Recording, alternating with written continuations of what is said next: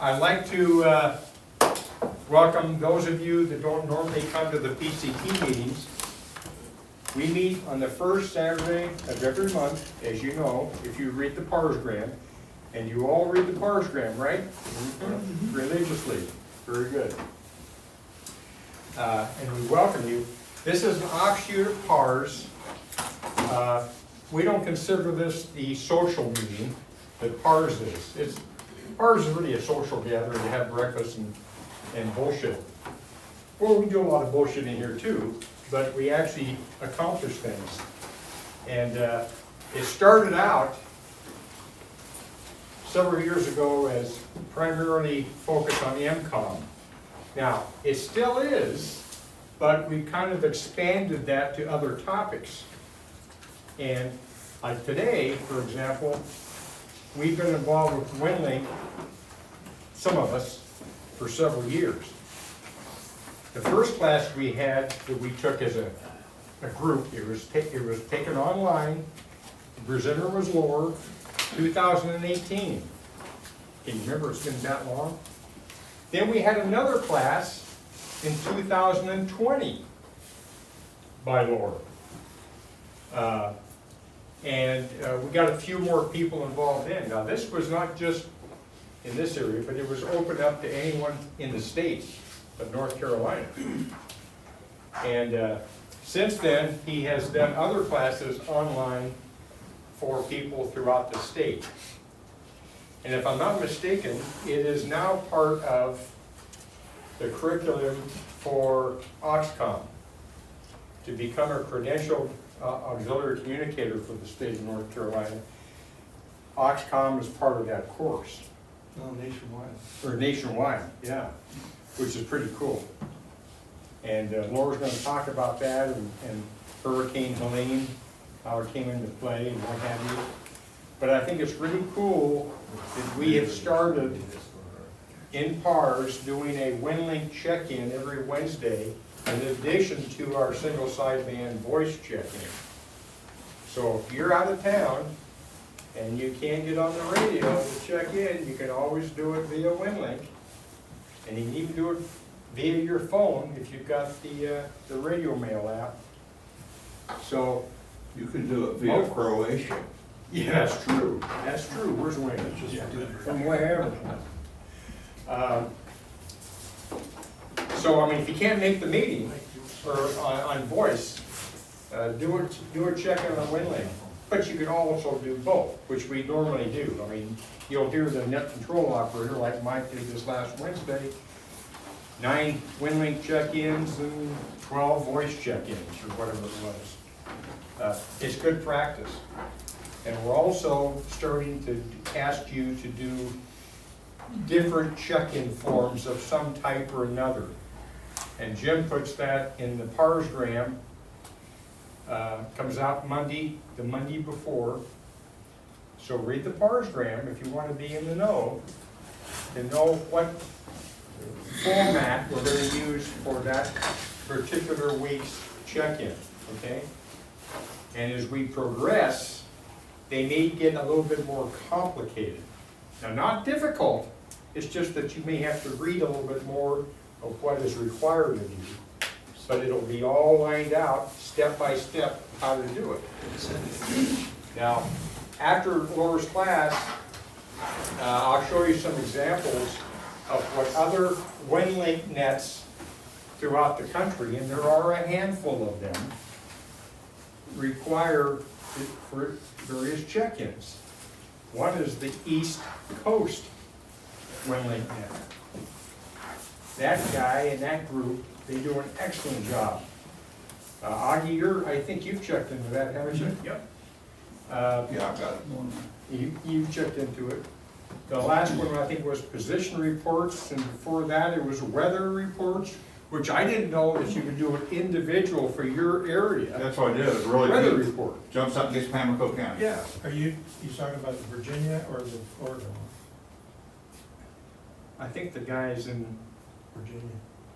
well, East Coast. East hyphen coast. East hyphen coast. I'm Florida not one. sure. where- Thursdays or Wednesdays? He might be Florida. It's on Wednesdays. There's another one that is the WinLink Wednesday. He was one of the original ones, I think. There And are actually he's in about Virginia. 5 or 6 across the nation. that Yeah. You can join, you can Well, I brought several of participate them in with as you. few or as many as you like. I have one, I check into about 5 every week. This gal's in, she's in Canada.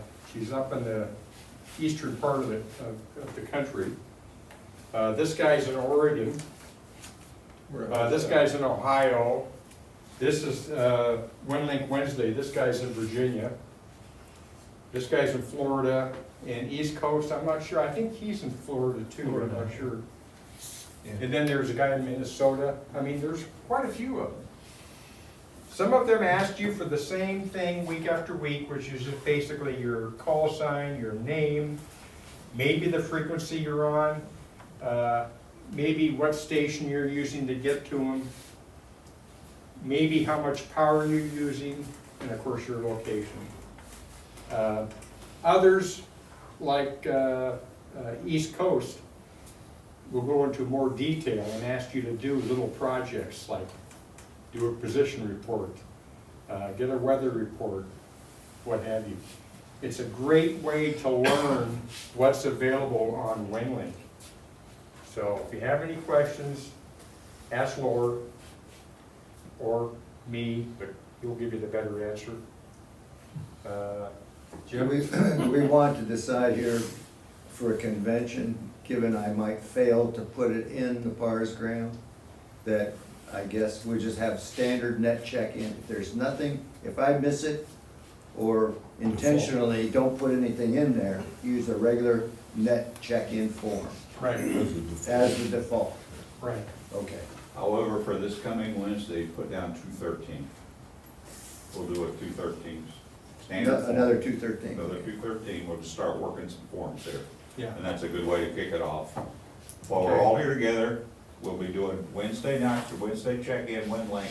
Use a standard ICS 213 form, it's on the drop-down menus in WinLink, super simple. Because this is the group that will be doing it, really. No one else in PARS really cares about WinLink, unfortunately. And unfortunately, it's not that difficult to do. WinLink is extremely easy to lose it though. So that's the value of the exercises, because if you go 2 months without doing something, it's kind of like, where was it? Same thing if you don't use your radio for Yeah, too much, yeah. you forget how to turn it on. So, okay, any questions on that? I'll repeat the blurb for the 213 for those people that need help. Okay. Michael, Yeah. you wanted to Yeah. do something? Appreciate you giving me a little bit of your time, so. I met some of you at this morning's breakfast. My name's Michael, I'm a new ham, or at least newly active ham. I've been doing this for maybe a year or so now. You guys remember when you first started out, how excited you were with your first radio? I had a little Bofang handheld, I'm on my deck, just waiting for someone to talk. I'm like, come on, come on. So I hear K2TNO mobile, right? I was so excited I forgot my own call sign. I'm like, hey, crap, I don't know my call sign. We can't relate. Yeah, so I got in a ham radio because I'm a prepper, and I just wanted something for emergency communications. It wasn't my goal to get involved. And after meeting so many people, I said, I want to be a part of this community. I really like what folks stand for, helping other people out in that. So for the last year, Bill's been helping me just get on board, help me get a radio and stuff like that. And the truth is, I think the greatest strength he has so far is not telling me just how stupid I really am. Like, you are the dumbest SOB I've ever met. So he's got some great. I thought that was implied. It seems that way. So ARL has this thing called the Mentor Program Mentor Award. And I'm sure you guys have heard this, and maybe you've seen it. I just want to read it real quick, because this really is not only what I've experienced with Bill, but really the whole community, but specifically my experience with Bill. So it says ARL program, I'll stand over here.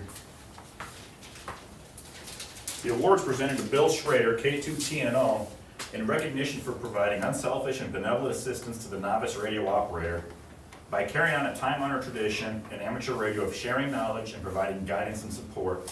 You are ensuring that others may experience the wonder, excitement, and friendship of amateur radio. And it's from me. And I gotta tell you, that's why I'm here now, is because someone took the time to show me the ropes. Otherwise, I'd have bought a radio, read a book, and it'd be sitting in the closet until whatever hit the fan, not knowing what I was doing when I finally pulled up, man, but, Bill, I can't tell you how much it means the time you spent there this last year, so.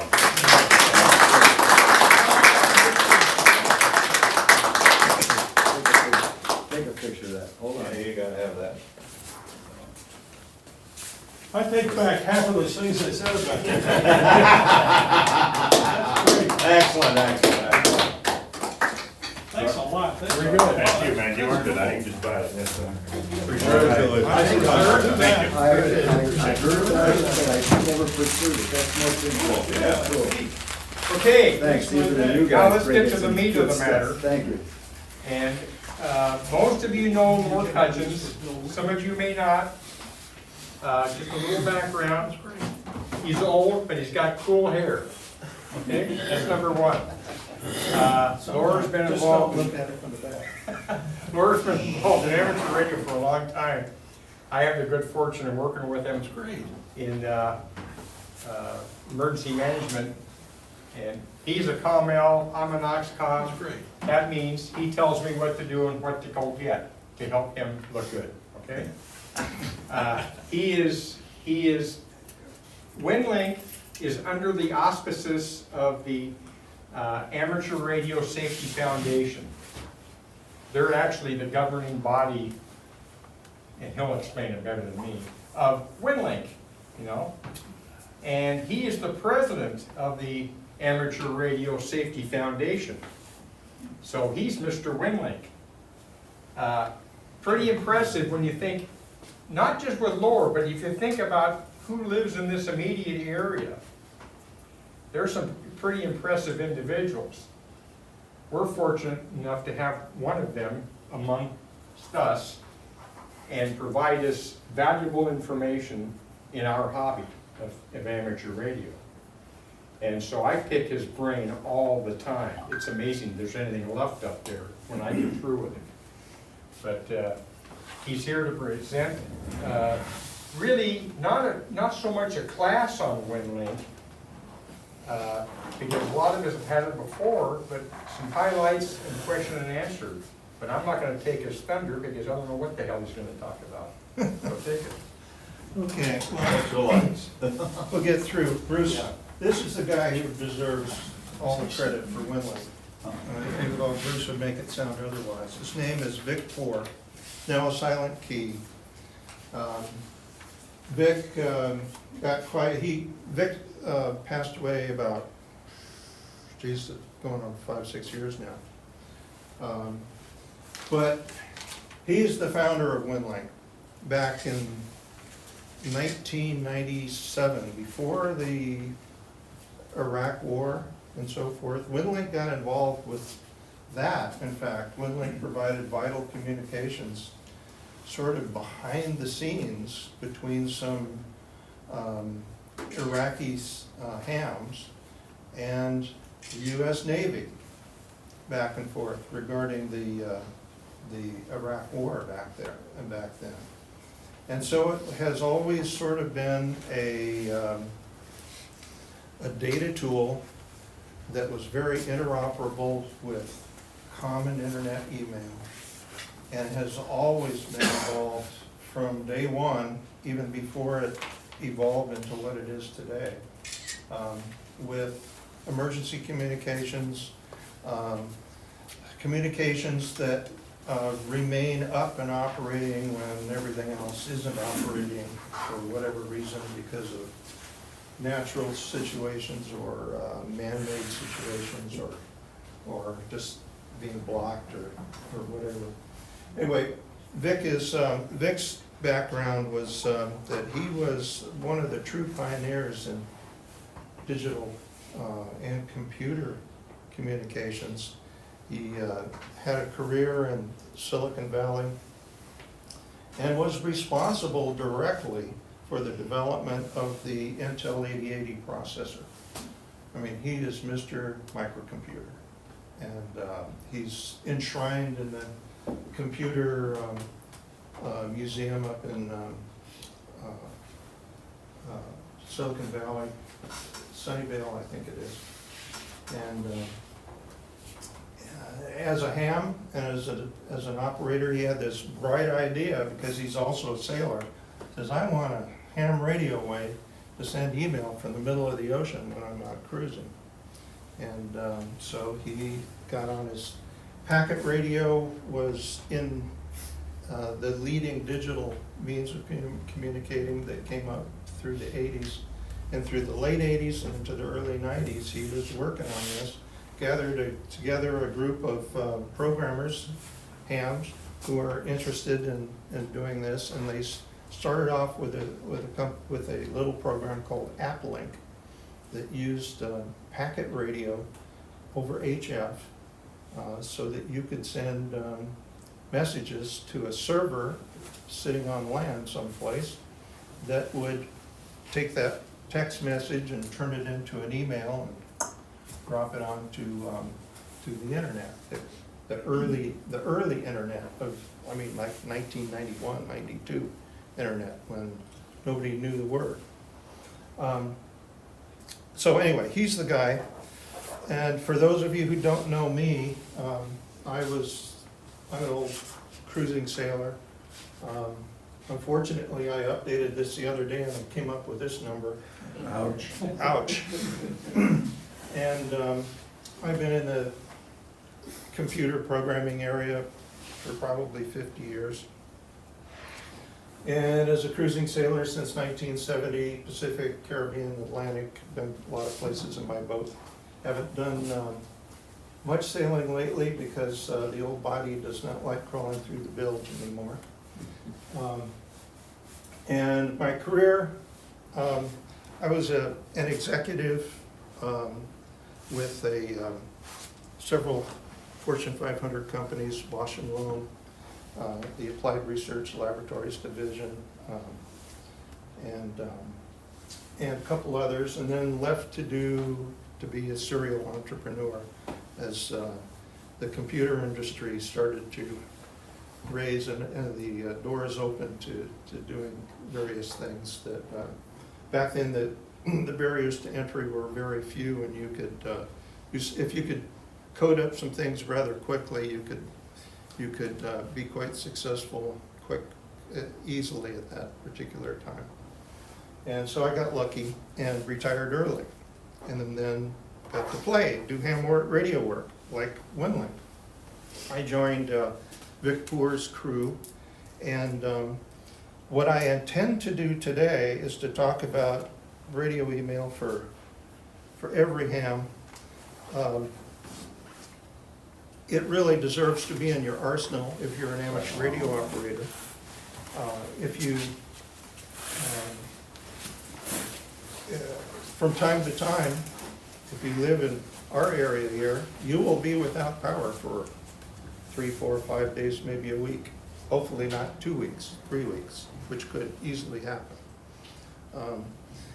You probably need a way to communicate outside the area, let your loved ones know that you're okay, or at least know who can do that for you. And people sitting in this room within 50 or 100 miles are probably the people that you'll want to communicate with or be aware of. So what we'll be talking about today to start with is just, what is WinLink for those that don't know already? What can it do? How does it fit in with other communications? What do you need to do it? What does it cost? What can you send and receive or not? Different choices in software. What's available, or basically how do you know you've got a reliable installation? What's new in WinLink for those that have been around a little bit. And we'll provide some examples of use and so forth. Then we'll do some questions and answers, and we'll also show you how it works a little bit, how robust it is, and talk about just WinLink's record. Hello, there we go. So what is it? When you talk about WinLink, it's not a program. It's a system that's comprised of people, number one. Number two, They're radios in a network. That's basically it, all tied together with a central system that provides a bridge to commercial email. And it, by its very nature, it has interoperability. That's a term being that you have a means of communication that can communicate through to end users using other means of communications. So your amateur radio, somebody receiving on the other end by email, vice versa, somebody sending an email so that you can receive via amateur radio. So there's data transport over radio, and also it's not interoperability, meaning that you can use your radio to communicate with somebody on the other side via email. But you can also use other means of communicating via anything that you can communicate with via the TCP/IP protocol that's used on the internet, local area networks, wireless networks, Wi-Fi, Starlink, your local area network, and many other means of communication. So probably more versatile than any other mode of communicating that you can get your hands on via amateur radio. And by this very nature, this is why WinLink has become sort of entrenched in the emergency communications side of things, because it is so handy, so interoperable and useful. The organization that keeps it running, that has developed it and so forth, is 100% volunteer. And it's supported by contributions to the Amateur Radio Safety Foundation, which is a nonprofit public benefit corporation, no beneficial owners, clean and simple as far as what's necessary. And that was set up by Vic about 5 years into it. I mean, he was basically supporting everything out of his pocket, all the development and everything to begin with, and it just couldn't go on because it was spreading like wildfire, and costs were going up. So the 501c3 was put in place. For you as a ham, other than your equipment, it's really zero cost to use. And we have set up through only one piece of software a registration system where we encourage you to pay $24 one time, just simply to be able to support the entire system moving forward. And we support it all through the Amateur Radio Safety Foundation and the accumulation of all of those fees and donations that we get. The amount of money that's taken in over and above what our actual operating costs go into a Vanguard fund that generates more money that we draw from to do such things as make grants to people who put up radio mail server systems. We provided a lot of money to put up systems throughout Latin America through the ITU, so that there are servers around the world in as many places as we can, so that we can provide the broadest possible coverage. And we also fund organizations like the International Health Service that goes down once a year into Honduras and provides medical services and so forth. They go down in multiple teams. It's an amazing operation. We can talk, that's a whole other presentation. And WinLink provides services to radio operators without normal internet access, any kind of radio operator basically, because we also work with the government. Emergency communicators, the AuxComm program provides amateur radio people, because of their experience and background in HF. HF knowledge is rather hard to come by in the common population. Most people who know how to operate on HF are hams anyway, almost inevitably anybody in government who's involved with HF are also hams. So we're a talent pool for the government and non-government organizations when it comes to emergency communications. And WinLink is directly affiliated with almost every state in the union. At least, I think, 10 now. Thank you, I need that. I think, It's rather dry. 10 national states besides the US government, Austria, Switzerland, Germany, the Republic of Micronesia. They provide all their emergency communications between islands via WinLink at stations located in all the schools and all the different locations. It's just become crazy with the various NGOs, Salvation Army, American Red Cross. The TSA has WinLink drop kits at every single airport. And they are called into action whenever there's an outage at any particular airport or whatever, so that they can maintain. The SHARES program, which was set up, still is there to provide continuity of government for the United States if anything should happen, so that communications is not possible between states and the federal government. And we have an MOU with the Department of Homeland Security that sort of entrenches us with that responsibility. And so we run the network for the government through the SHARES, through the SHARES program. So why take time, you know, with WinLink? A lot of amateurs don't care about it, and that's fine. But if you're a prepper, or if you're thinking about some casual preparations, and maybe that's why you got into amateur radio, maybe you begin to see the light that some things can happen that maybe you're not really prepared for. This is one thing you can do to make you have some peace of mind when you go to sleep at night and start thinking about some things that could go bad. Pure safety, convenience, and WinLink complements and interoperates between VHF, UHF data, sideband, sat phone, cell phone, Inmarsat, Starlink, and all kinds of other services.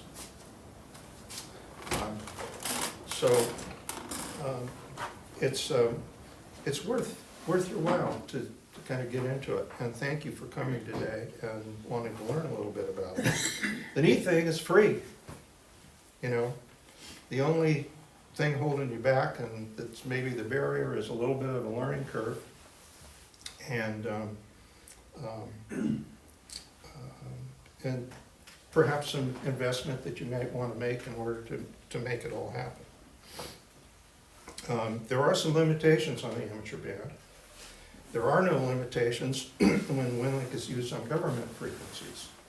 And if you're involved with AuxComm or ARES, RACES, and the share, and if you're interested in pursuing that, you can become a shares operator and operate WinLink outside the amateur bands on NTIA frequencies that don't have any of these limitations that I'm going to go over. On the amateur bands, you do have some message size limitations. These aren't, well, I'll say throughout the WinLink system, you have a limit of 120K for a message, including attachments. That's pretty big. It's about 8 or 10 pages of text and a couple of photographs. For your typical email, it's probably, your typical email is probably only about 20K, you know, 10, 20K, something like that. So 120K gives you a lot of room to be able to send a fairly large attachment, a giant spreadsheet, kind of a small database, and that sort of thing is all possible to transfer. Another limitation that you will have is third-party traffic. All amateur radios have this, part of the FCC rules. You cannot transfer a message on behalf of a third party to a country that we do not have a pre-negotiated agreement with. The State Department has had to get involved, and there are a list of countries that you can send messages back and forth between yourself and another ham on behalf of a third party. Now, when it comes to doing email, if you send to a ham via WinLink, no problem. Generally speaking, you can do that worldwide.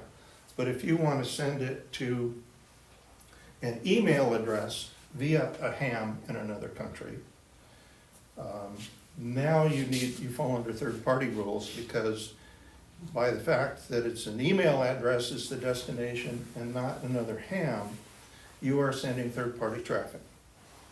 And the other ham that you communicate with from the United States needs to be in one of those countries that are on the list. So you may not ever see this happen, but if you happen to be in a boat and you sail back and forth across the Atlantic, and you're sending your emails back and forth to Canadian and US stations, and you get towards the other side of the Atlantic, and it's easier to connect to European stations. You may connect with a station in the Netherlands to transfer your email to somebody on the internet. Doesn't matter where they are. If it's third-party traffic at that point. And we don't have an agreement with the Netherlands to send third-party traffic, believe it or not, we don't. So you will get a service message that comes back that says your message is being held, for at the CMS for delivery to your user until you can validate and send it through another station that is on the list and so forth. Anyway, the system enforces those rules. Could you give an example of some countries where it's approved, just a couple of them? Yeah, generally all throughout North America and South America, it's already approved. Oddly enough, most European countries no, because Is that because posts and telecommunications are run by the governments and when there's not as much private sector? well, it had to do with the radio regulations in 1934. Back then, amateur radio was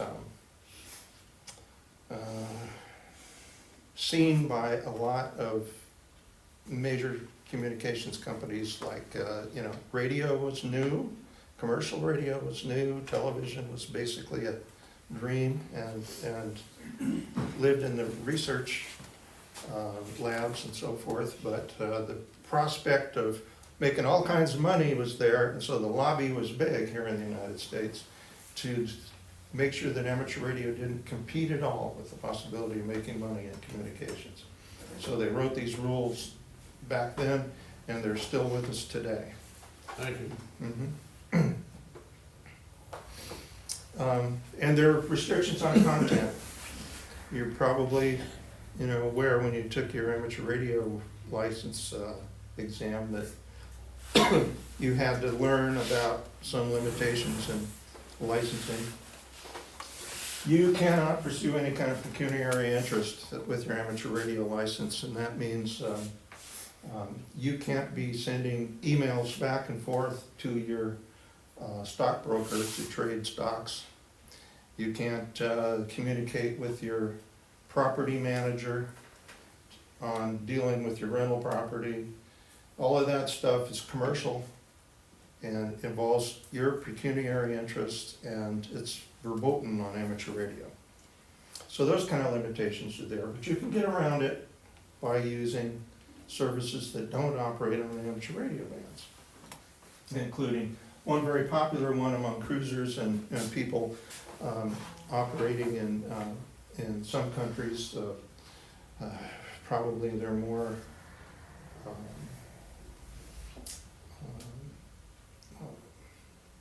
more people who are,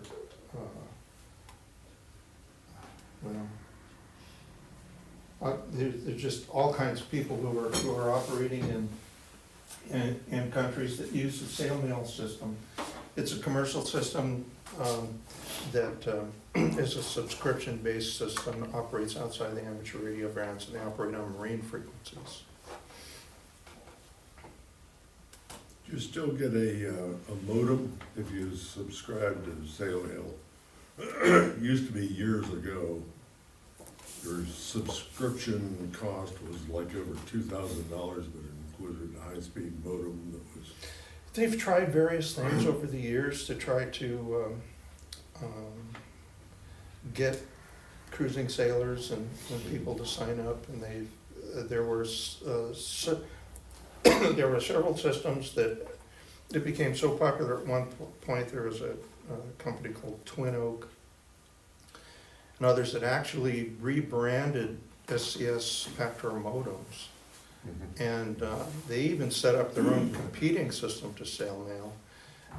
Then one thing came to the other and they sort of merged with sail mail.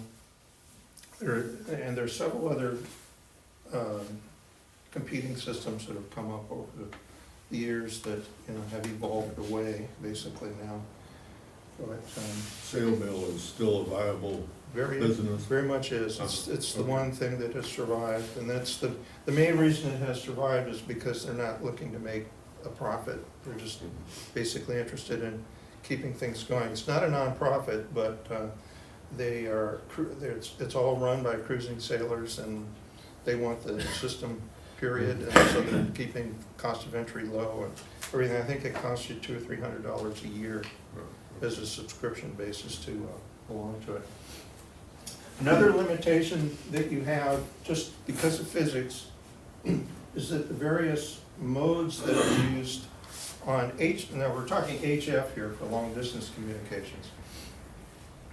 WinLink does support short range UHF, VHF, but on HF you can expect standard email, roughly about 20K in size, maybe a little bit less, to take about 15 minutes to transport on the original Pactor 1. That's a long time to wait for a message. You're on the air, back and forth. Pactor 2 reduced that to about 3 minutes. If you're using Pactor 3, only takes about a minute. Pactor 4, about 30 seconds. Vera, which is a soft modem, not a hardware modem like Pactor, you can expect similar performance to Pactor 4 or a little bit less. So that message would take about 40 seconds of airtime to transfer. And if you're using any other means via Telnet, that is via TCP/IP, say you have a Starlink on top of your RV, and you want to use, you can use WinLink to connect to via Starlink to the internet, to the CMS server, and send via Telnet using your WinLink call sign, send via your address at winlink.org, up to Starlink, down to the ground station, from the ground station to the point of presence, from the point of presence to their email server of your recipient, bang, they get their message. All that's possible in seconds. Or if you have internet at home, you can use WinLink that way. If you use a WinLink client on your cell phone, you can connect via Telnet directly via your link to the, What app is that? to the cell. It's called Radio Mail. I'll show you a little bit. So what do you need? And how much does it cost? You need a ham license, a transceiver, antenna. We recommend an auto tuner. Why? Or an antenna that is multi-banded without tuning, that your radio tuner is capable of dealing with. So there's anywhere between $500 and $5,000, depending how much you want to put into it. A computer, tablet, and smartphone. It'll work with a smartphone, any kind of tablet you have. It'll work with a Raspberry Pi for $34 or $50 today. sound card radio interface, a radio modem, or a radio with a interface built into it is something you'll need. And free software. And if you are in a situation where you need to, if you're going on a cruise and you'll be in the Bahamas for 6 months, you'll want to be a subscriber to SailMail 2, for example, just to be able to get around some of the amateur radio limitations. If you have rental property you need to maintain, or any kind of content that you can't send by amateur radio. Because the neat thing is, at least with SailMail on HF, using Pactor, you can also use SailMail stations with exactly the same software, with exactly the same hardware, exactly the same parameters and so forth, except you're going to tune off the ham bands a few KCs and connect with the stations on the marine frequencies.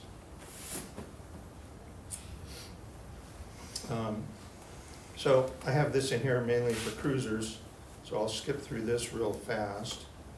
There's a really good recommended setup that's useful using AuxComm M710 or 802 hardware and setup. And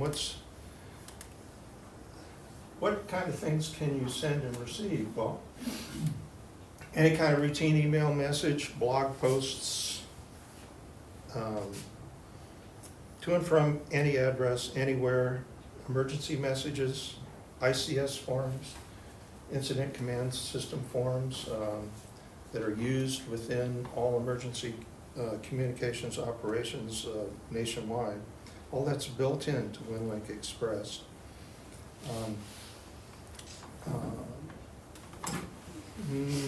You can send SMS messages,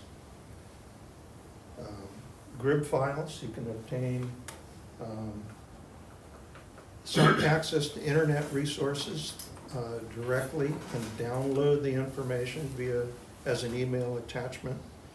We have, as a feature to the whole system, a thing we call a catalog that maintains the most demanded and requested pieces of internet available information, including weather facts, forecast maps, satellite photos, all kinds of weather products, and news, and even instructions for operating certain common things on WinLink. So if you don't remember how to do something, you can simply download an instruction set from the catalog. Question before you go on from that one, Lor. Yeah. For instance, the weather fax, is that sent rasterized like it is in FL Digi, or is that a JPEG of the weather fax?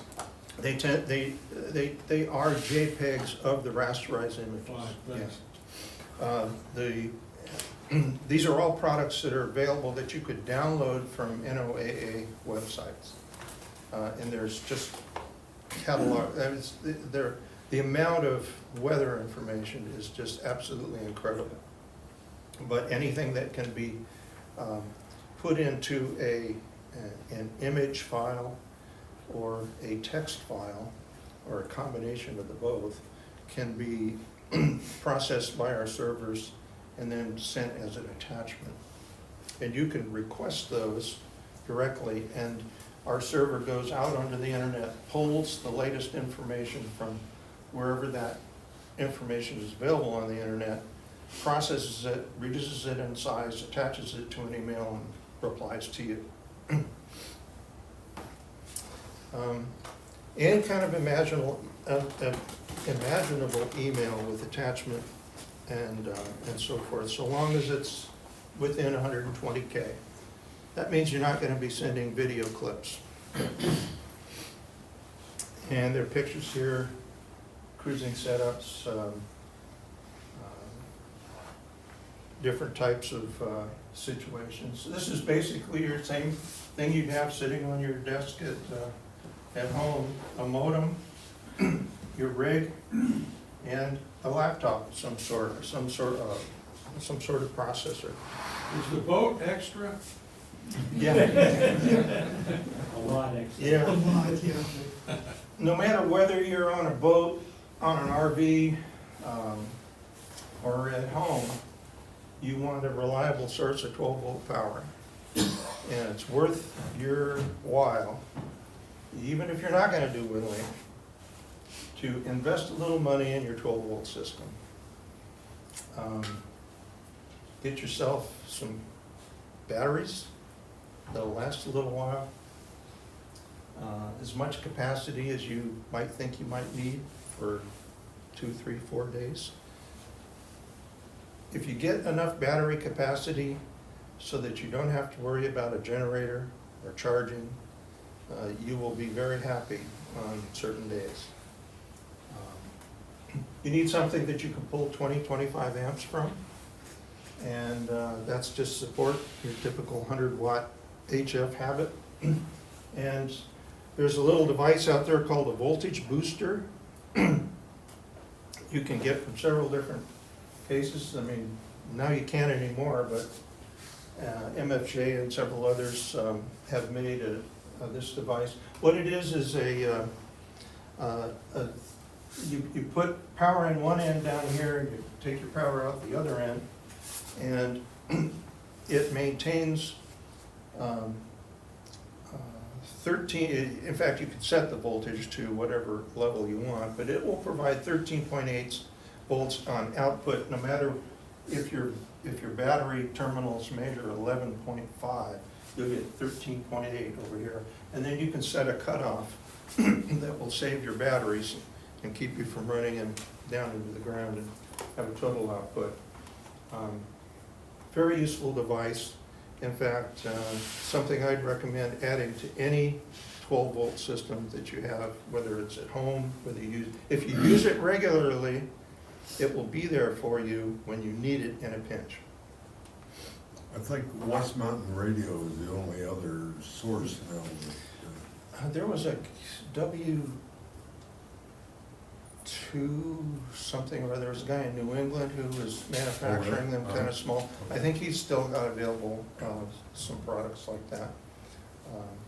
And with MFJs, I've said for sure Yeah. there's going to be, new things popping up, probably with the same design.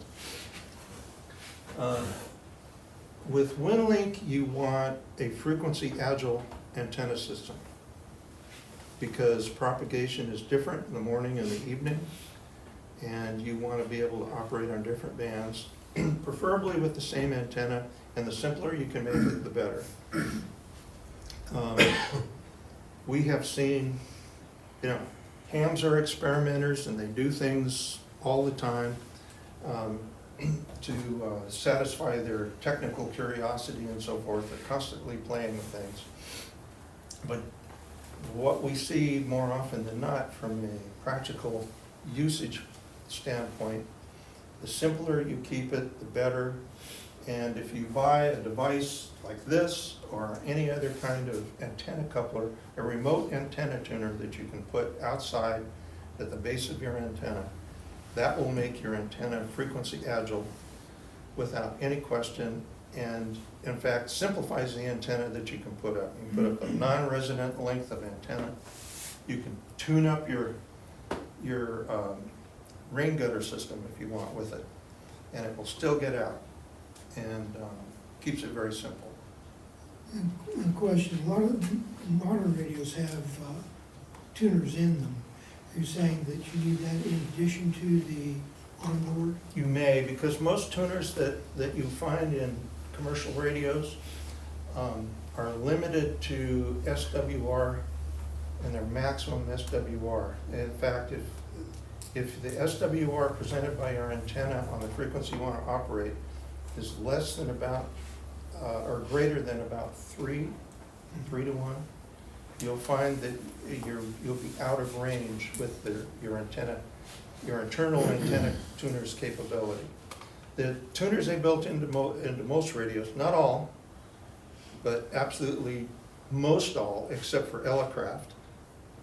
For some strange reason, they just build these big giant fully very great antenna tuners into the radios that will tune 12 to 1, you know, type SWRs. But AuxComm, Kenwood, all the commercial radios that have internal antenna tuners, they're good for fine tuning, not for gross mismatches. And you'll find that it'll operate on some bands. Say you take a 33-foot, 43-foot wire and stick it on the back of your antenna. You're sitting out on a park bench someplace, throw this antenna, this wire up into a tree. No tuner other than what's in your radio. You'll find you could probably only work on about 1 or 2 bands, just because of the SWR differences. Bill? Yeah, another reason why you need that tuner at the end of your antenna is feed line loss. Even if you put the tuner at the radio, besides the radio tuner, you have to deal with the feed line loss. And because of a high SWR, the feed line loss goes way up. You might lose 10% or 50% of your transmit and receive signal due to that. Heating the coax. Yeah, well, so you want to deal with it at your antenna. Now, most people who operate emergency HF know about the antenna tuners like this, or at least those few types of antennas, end-fed wires with the right kind of ununs and balance on them, will tune various bands. But most people also operating via, for emergency purposes, are operating off the amateur bands as well. And so they need to be able to tune with antennas that allow low SWR and good efficiency on those frequencies as well, which may not work with an antenna that is tuned basically for best performance in all the amateur bands. So it's kind of hard to do that with fixed ununs and feed devices for antennas, unless you use a separate, you can put up separate resonant antennas for all the different frequencies you want to use, and it'll work great. But what do you want to do to keep it simple? A device like this keeps it very simple and makes it work with everything. Grounding is extremely important, whether you're at home or on a boat, especially if you're on a boat or on an RV. Good materials, support the copper industry. The more you put underneath your antenna and in your vehicle or at your home site, the better off you're going to be, no matter how you look at it. And there's all kinds of information on building great ground systems, so we won't be going into that. We do say use chokes on the both ends of all audio, data, and power cables, and use a line isolator. A line isolator is nothing more than a big choke, a big one-to-one choke that you put directly on your transmission line, not far away from your, just a jumper's distance from your receiver, and your antenna connects on the other side. What that does is kill any kind of RF on your feed line coming back into your radio. RF in the shack, on your radio, and on your audio lines, and on the USB that connects. Few people know it, but frequencies that are transmitted back and forth on USB are right in the middle of the ham bands. And it's very easy to get USB interference. So what you have to do is keep that RF off of those cables with good shielding and using ferrite chokes on both ends. You see a lot of USB cables, with little things built into them, and that's particularly why. And so what makes a good reliable installation? 12 volts, get a voltage booster, an antenna, usually wire, insulated backstay on a boat, vertical whip on a boat, grounded auto coupler, multi-band matching device of some sort. You want a frequency agile, effective antenna, a good RF ground system, use wide 3-inch copper strap or biggest braid you can find. It's not your electrical ground or your bonding system. Invest in quality interconnect cables, full shield or double shield. Use ferrite chokes on both ends of all cables and use a line isolator and just use quality. Don't cut corners. Can I ask a question of Laura, you and other people here?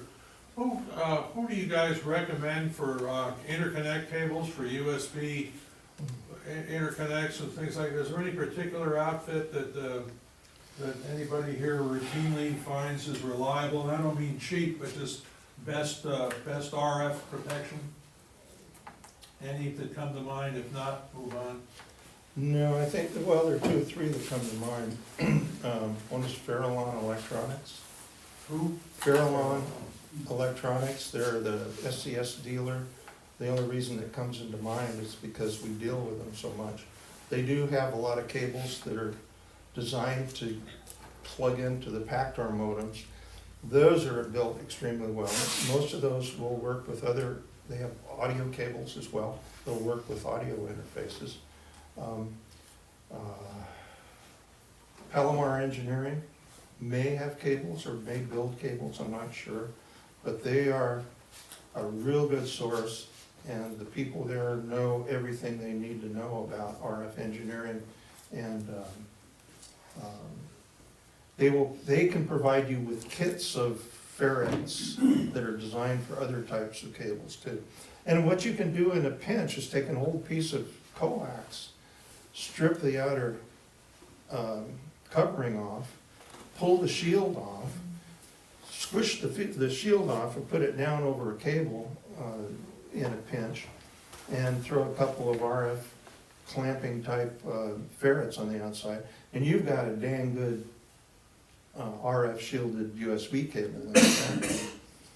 Can't beat it for, putting two pieces of trash together and $2 worth of ferret chokes on each end.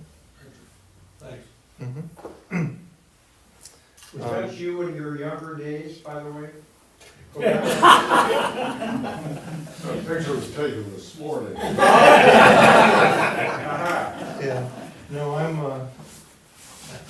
that was back when I was kind of High school. in the bronzing cave. Oops.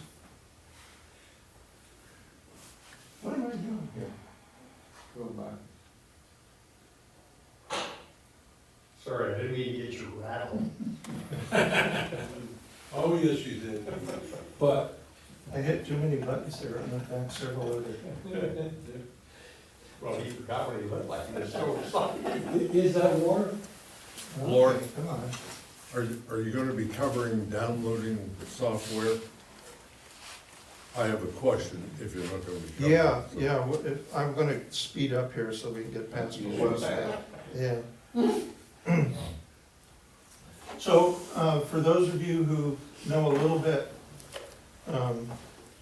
sort of what have been the major developments in the last few years, RMS Express is evolving very quickly. This is the user software that the WinLink development team does itself. There are a number of other third-party products also available. But RMS Express is evolving to add new features all the time that speed and streamline its use, mainly for emergency communications. And by doing that, it also adds a lot of features that are great for the casual who sits at home. We've added what we call a hybrid network, which is only supported with WinLink Express, that allows you to get your messages in and out if the internet is not available anywhere.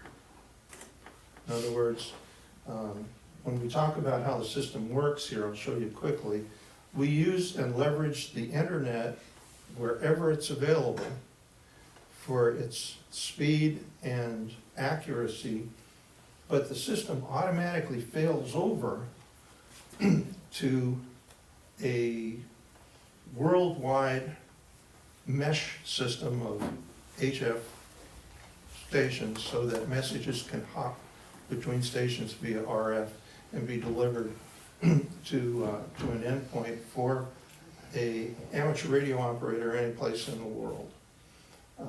So we are totally independent of the internet when it's not there, and we use it wherever it is. It's designed to be a hybrid system to operate that way. Did you have to pre-tell it how many hops you're allowing, or? There are various ways to test it with that, with those kind of capabilities, if you want to get technical and into it and test various aspects of it. But you can also forget completely about that and know that you can operate when there's no internet locally, regionally, internationally, wherever, whatever the case may be, to get a message through. But now it kind of comes back down to the hams. You're not interoperating with the internet. You're interoperating with other hams via amateur radio networks, and they all, at that point, are basically WinLink operators, which will get you through to the state and other places too, because they all use those sorts of things. There's new user software out there. We'll talk about radio mail, WOAD, PAT, that support other types of operating systems and different types of portable devices. New modem protocols. Factor 4 in January this year became legal finally on the amateur radio bands after, you know, an ancient FCC regulation kept it off the air. Now, you also have Vera HF, which gives you very good performance, and it's cheaper. It's not plug and play because it uses a software modem compared to a piece of hardware that you can plug into and make it happen. But it gives you the same kind of performance at quite a bit less cost. If you're willing to put in the intellectual knowledge to make it work and tune it up properly. There's improved gateway software, kind of invisible to most all of us, but what it does is just improve reliability, allows you to use all these higher performing protocols and have better access to more reasonable frequency schedules that give you the opportunity to pass your message and not be limited by propagation limitations and things like that. There's also automated things that used to be required manually within the software, updating your catalog and updating the frequency list and all the information regarding all the stations you can connect with and pass your messages to. All that now is automatic with RMS Express. Maybe not so with some of the other third-party programs. RMS Express is pretty simple. I'm going to skip through this stuff real fast because we'll go into detail with it. I do a question. I saw your first page there. This one? Go back. Keep going. There. Okay. I downloaded RMS Express probably 8 years ago for the first time. Haven't touched it since Florence. Last night I tried to update, said it was going to update, I think either 3 or 4 versions. It went through what appeared to be the steps for updating, but did not update. Do I need to just re-download the software? That's a long period of time. Yeah. Probably my recommendation would be to go to the RMS Express folder and delete the whole thing. Right, and then download again. Download the latest. Because the updates are done sort of based on compatibility. In fact, there's some places the update process has been updated. Okay. And, Well, and you that's can what I'll only do. operate within a certain range, yeah, 8 years is kind of a long time. Okay, I'll just delete and start over. Yeah, then you'll, the most updates, if you opt to be able to download some of the beta releases, we do, any .0 at the end is a major release, and that's all that we allow you to download on the internet from the website. Uh-huh. And then you can opt to also download intermediate updates. So there'll be like .1, .2, .3 in the version numbers. Those are good because they get you past some little problems that you may experience. But they are in general quite stable. Yeah, suggested or a thought here, another by comment. I would suggest doing an uninstall, not going to a folder and deleting the folder, because there could be a lot of parts of the program that are located other than in the parent folder. Probably, in my experience, with other types of programs, is there Yeah, like but to do an uninstall. that's not the way WinLink Express is built. You can simply delete the folder. There's, any component that we rely upon are only standard Is in the folder. standard Windows components that are updated separately. We don't have any special odd things out there. Is a call sign registration a requirement to download the program? No? Okay, you add it after you've done Yeah, and in Okay. fact, to make that clear, you don't have to register. That is strictly there as a contribution to RSV to support the network. And we did put a NAGWare screen in the software that pops up every 2 days Yes, to remind you. but it only stays there for a short period of time. Yeah, and you can opt out by hitting the Little button. I forget, one of the buttons, or one of the two buttons. If you make the right choice, you can opt out, goes away. You have full use of the software, no limitations or anything like that. It's just that it will remind you that a little money would be helpful. Comment. And we only ask for it once. Comment. I must commend the developers, though, how quickly you do update your RMS. I mean, it's a flash. If you're used to the long updates, even with your tablet or whatever, this is really quick, and it's really great. It's fully automated. You really don't have to do anything except start the program and watch it. Is there a point where I'm running, for instance, on my shack computer, Windows 10? Is there going to be a point where the updates will exceed the capability of that version of Windows, and I'll have to update that? Windows will tell you when you need to do that, unless you've opted out of that. But there's, WinLink Express will run on Windows going back to Windows 3.1 if necessary. If it will tell you if the most common thing is a .NET version, somebody running and pulling an old laptop out of the closet and they're running Windows Vista on it or something like that, and they want to try to make it work. RMS Express will pop up and say, oh, we need .NET, 3.4, I think it is, or something like that. And that's an addition that you'd have to go to the Windows website and load up if you really want to do that on that. But what I suggest you do is dump old versions of Windows. They're only going to get you in trouble, one way or the other, and be a continuous nightmare. Yeah, I would say, some of us have registered and whatnot, or we've been working with it quite a while. You really need to get a key drive and save a copy. It's a winlink.any or rms.any, I forgot which one. But it's got your password in and everything, and I like to move between the bar and the house, on a laptop and a desktop. You just plug that thing in and copy that file over, and everything's there.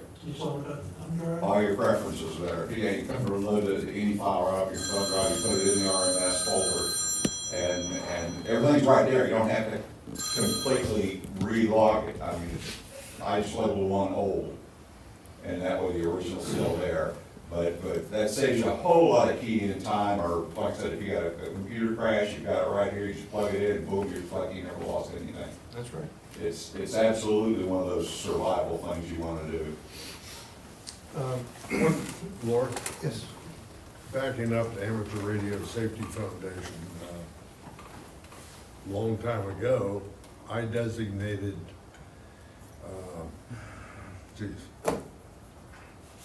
brain fart, gosh. A different call sign, or? No, I designated a charitable donation to Amateur Radio Safety Foundation from, PayPal, what are you talking about? Yeah. Will, your estate. yeah, boy, I'll tell you. I did. Yeah. You made a donation, are you talking about Geez, oh man. how you made the, or in what They were name? the Smile people, for Pete's sake. Oh, Amazon. Amazon, God almighty. Ooh. Yeah, the Amazon had a feature that they would take a certain small percentage of your purchases. and Amazon's donate. mine. And I designated Amateur Radio's Safety Foundation, Mhm. and to the best of my knowledge, That's great. We I'm got, still doing it. That's gone. oh, that's Is that gone. gone? Smile is, yeah, Amazon killed Smile. Yeah, about a year ago, a little more than a year Oh, ago. okay, It's gone. okay. Yeah, All they right. did that. It gave us, about $600 to $800 a month, Yeah. from Amazon, Yeah. from everybody. So that's all did that. gone now? Yeah, that's all gone. Okay. You They can- haven't asked me to Yeah, designate you anything can else. see so- why Jeff Bezos wanted to do away with that system, because it was interfering with so much of his profit. That he writes off and doesn't show. Yeah, Right. So you guys are no longer getting that? that's true. Yeah, Yeah. okay. All right, thank you. Amazon decided to keep it. If there's any other app that you particularly use, we'd recommend this one, Radio Mail. It's probably the best engineered app that has anything to do with WinLink out there, by a guy who is just absolutely sharp. Georges Auberger is his name. It lives in on the island of Kauai, and his company is Island Magic Incorporated. You pay a few bucks for it. I forget what it is. But it's $14.99. proprietary only to iPhone. $14.99. $14.99 now. Yeah, it's not a free app, but you'll love it. It works great, and it's capable. But that's, yeah, but that's proprietary only to iPhone, right? Yeah. Yes. Yep. So is Load equivalent? Then you have another program called WOAD, WOAD, That runs on Android. that is probably about 1/4 of the program that this is. Is that a subscription or one-time shop? It's a one-time One-time. app purchase. And I think he's working on an option for some other things, but he's now supporting forums.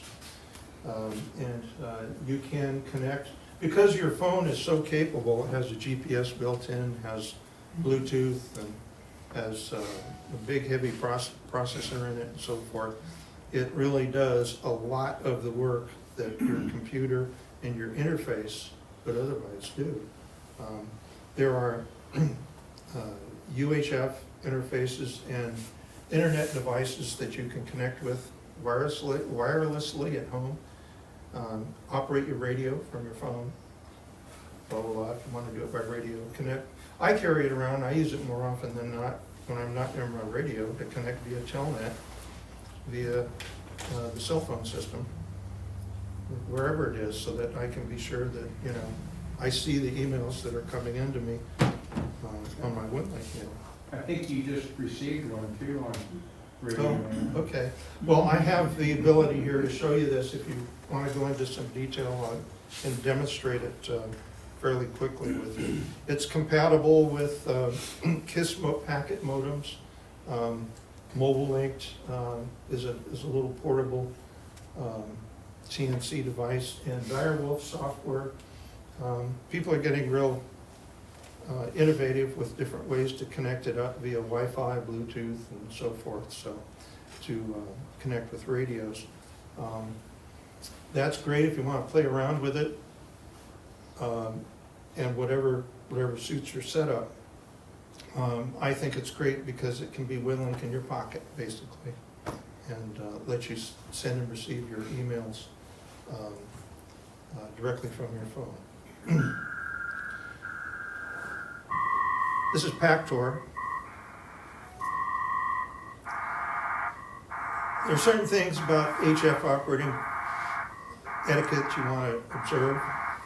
One is to know that when you're connecting with another station, you are the only one making a connection with that station. Unlike Packet, which may have 3 or 4 other stations on that frequency that can connect simultaneously, you are a single connection, and you don't want to interrupt a connection that's already in progress. And you want to be courteous on the ham bands and not interrupt another QSO that's going on by 2 or 3 other people on that particular frequency. So listen before you transmit. Update your frequency list in your catalog. Keep your message size reasonable. If you're always going to be sending 120K messages, you're going to get frustrated. Make sure that your email, there are some third-party programs that will allow you to connect to them with a standard email package to handle the email management side of things.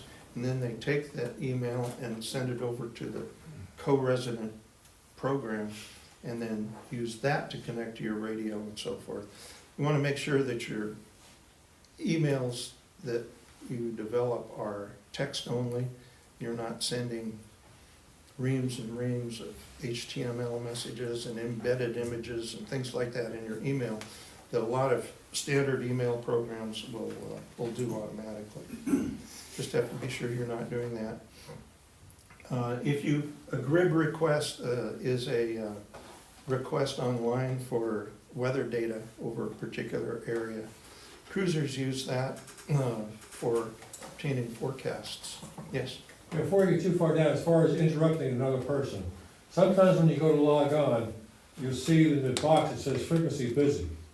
And you can't hear anything, 0, as far as any kind of activity on that band, on the frequency section. Will noise sometimes trigger that? Or should you just not transmit and rely on that? Or override it, which you have the ability to do? Like most things, Bill, the answer to that depends. There are different, what I call busy detector software, depending upon what you're using. If you're talking about Vera, for example, Vera has its own built-in busy detector. It listens to the frequencies as part of the protocol to see if something else is going on that particular frequency, and it has a criteria that it uses to make a decision as to whether or not the frequency is busy. There's one built in directly into a Pactor modem that is, in fact, more highly engineered and better and more detailed. And if it's a Pactor modem telling you that the frequency is busy, I would believe it, because you can't hear half of the QSOs that are taking place because they're below the noise level, and the modem will actually make sense of it and be able to encode and decode on those frequencies below the noise level. Vera, no, they're not. It's not that specific, not that accurate, not that sensitive. Winmore, probably in the same category as Vera for a protocol. The busy stuff is all related to the protocol, not to the host software. So it's going to vary between protocols. If it's Pactor, I would trust the message. If it's anything else, I would not. Yeah, if I might add to that, Laura, if you turn on Vera and you go to their waterfall pattern, they show a pair of red bars on it which defines the bandwidth.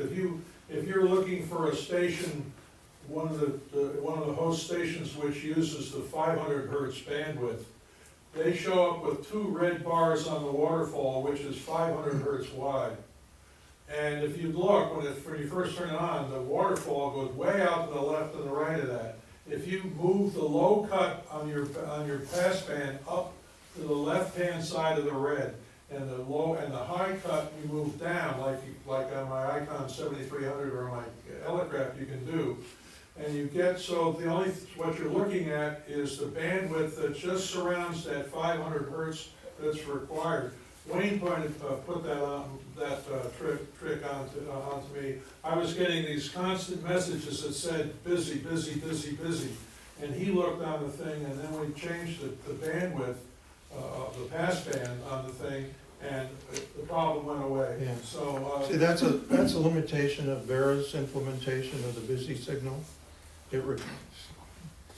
It's not smart enough to actually know to only listen in the narrow range. It could all be done in software, but it's just not being done.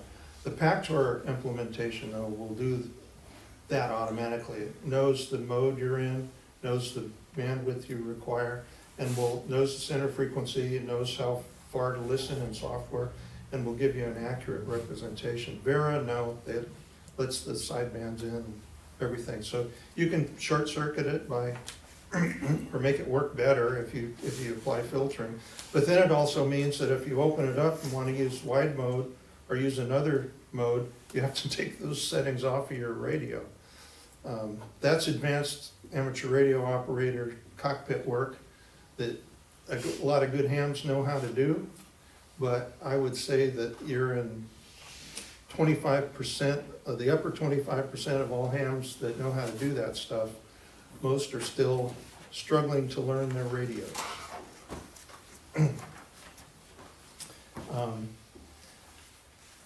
What else here? Use a fast protocol using WinLink. Don't use WinLink with Pactor 1 or Pactor 2 or older protocols. Don't use packet radio on HF. It's possible. Don't do it.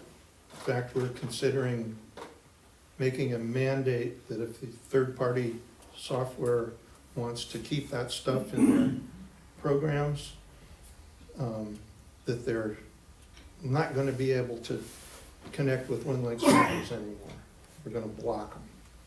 Third-party authors can be ornery about maintaining compatibility with every ham who ever wanted to ask for anything. But if you use a Pactor, why? Because if you use a Pactor 1 protocol, for example, you're going to spend 30 minutes connected to a station to send a simple email that can be done today by somebody else using a faster protocol, probably on the same hardware, using Pactor 3, and they could do it in 30 seconds. So why tie up this station so that everybody else who wants to use it can't use it for 30 minutes because you're using Pactor 1? It's just not very nice. Laura, how does RDOT compare to the Vera Pactor these days? RDOT is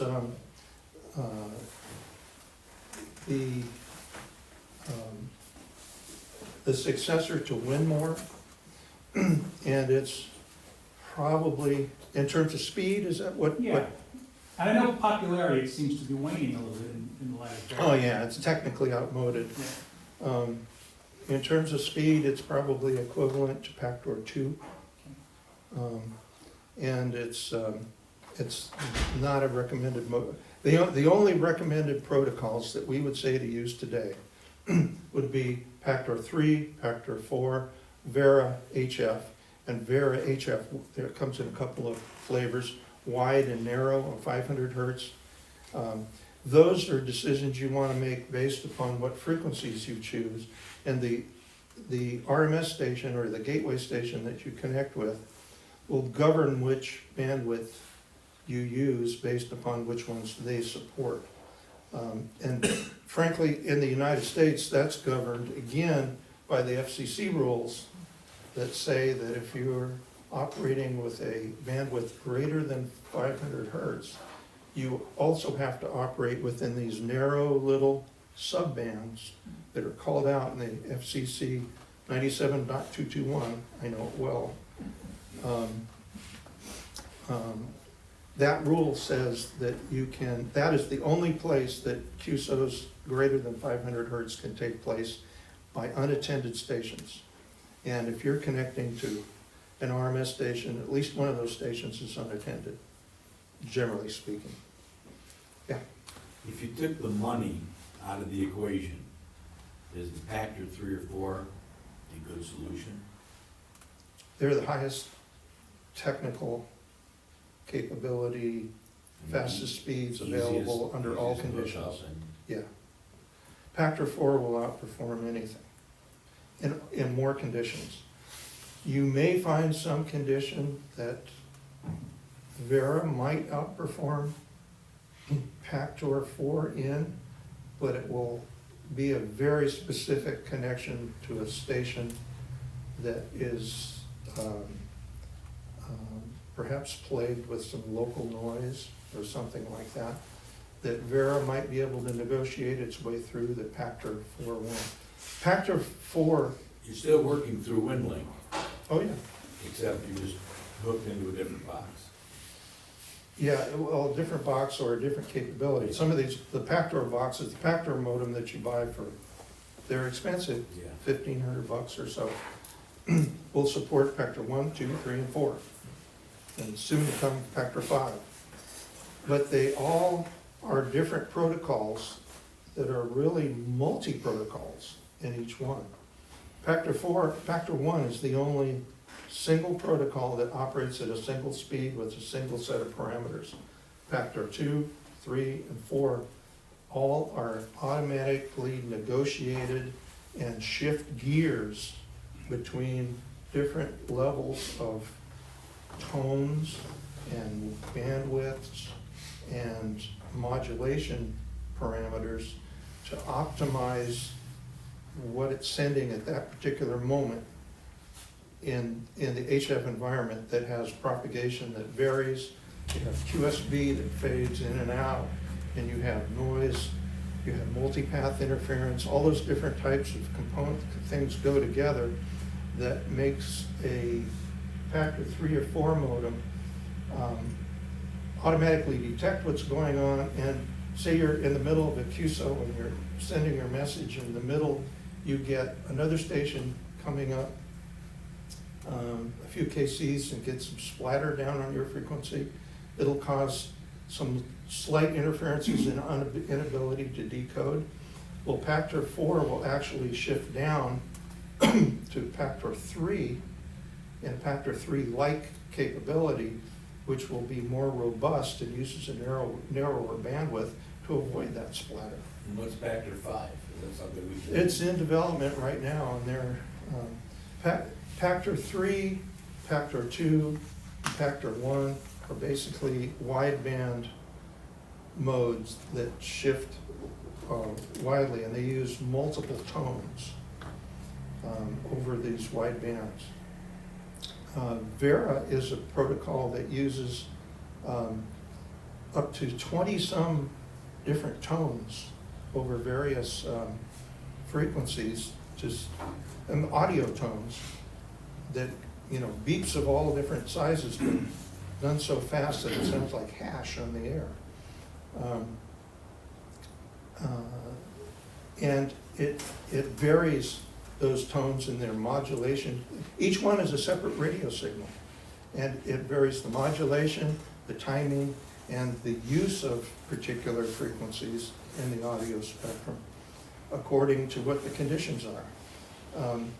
Pactor 4 is designed to punch through and take all of the energy that is used in transmitting this wideband signal and focus it down on a smaller set of wavelengths and punch through different techniques or different propagation problems using this focusing most of its energy on tones that are all within a single range. But it uses other types of techniques in the modulation to kind of get by some of the variations. If you want to really get into signal processing, the whole world of DSP, dynamic signal processing, is what we're using here. Factor 5 will.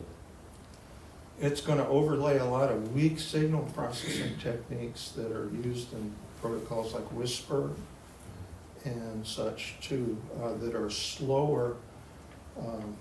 They tend to overcome problems with fading and multipath interference and things like that that would normally interfere with the decode by sending very slow signals on the band. And if you send slower, and if you send slower and narrower bandwidths, you get more robust connections and the ability to code and encode and decode without errors.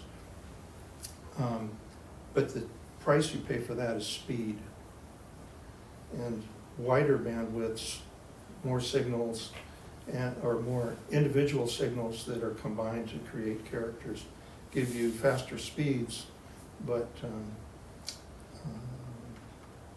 you lose some robustness as you go wider and wider in bandwidth. So you need better propagation conditions with the wide bandwidths, and you can get by with punching through at narrower bandwidths if the conditions are worse. That's all you really need to know as an operator. Then there are other factors: audio levels, RF feedback. You get a poor connection with one station. What are your options? I mean, you try again later. That's generally the situation. You have to consider that when you talk to a gateway station that's out there somewhere on the list, you may be 200, 300, 500, 2,000 miles away. Propagation is going to be affected by atmospherics, local noise, not only at your end, but at his end, by fading nearby signals on the band. And it's also going to be affected by antenna orientations and the type of antennas on both sides. And it may be that this guy 500 miles away is a great connection for your buddy who lives 50 miles away, but for you, you can never connect to him. Why? Probably because he has an antenna that's oriented in such a way that you're in a null as far as he's concerned. And it's just, you're not going to connect to this guy very easily. And for that reason, as a good HF operator, you kind of get, after you do this for a while, you come up with a set of favorite stations if you're in a fixed location, and you learn which ones work real well for you under most conditions and which ones don't. And you can even save them Yeah, you can save them. on the form, on the screen. Yeah, exactly. There's little features built in that let you take advantage of that and use it well. This last one is pretty important. Most of the RMS sysops that you connect with to send and pass a message are all available at their call sign at winlink.org. And they're spending their electricity, their money, their equipment, their time, their effort to do nothing but serve you. They're dedicating an amateur radio station hardware to be set up and operating, and it's generally a very well-equipped amateur radio station that's for the most part very bulletproof. On HF, that's true. On VHF, HF, I like to say sometimes during an emergencies and on Friday afternoons, the station may go down because Mama unplugged the transmitter to plug her vacuum in. Yeah. That doesn't happen on HF very often because we also require that HF sysops bulletproof their station from things like that. Lor? But sending a thank you note now and then is what those people operate on. They like to know that they're serving a purpose by what they're doing. And if they get no feedback, they'll drop off. Besides the hardware and electricity, they're tying up their portion of the band for them not to use, which I think is if you're a ham and you work 80 meters, and there are RMSs on 80 meters, they can't use that band. So they're tying up a lot more, they're just in bandwidth alone. Well, you want to consider one of our things that we're campaigning now with the FCC is to get regulations changed regarding the 97.221 subbands. The subband on 40 meters is only about 5 kc wide.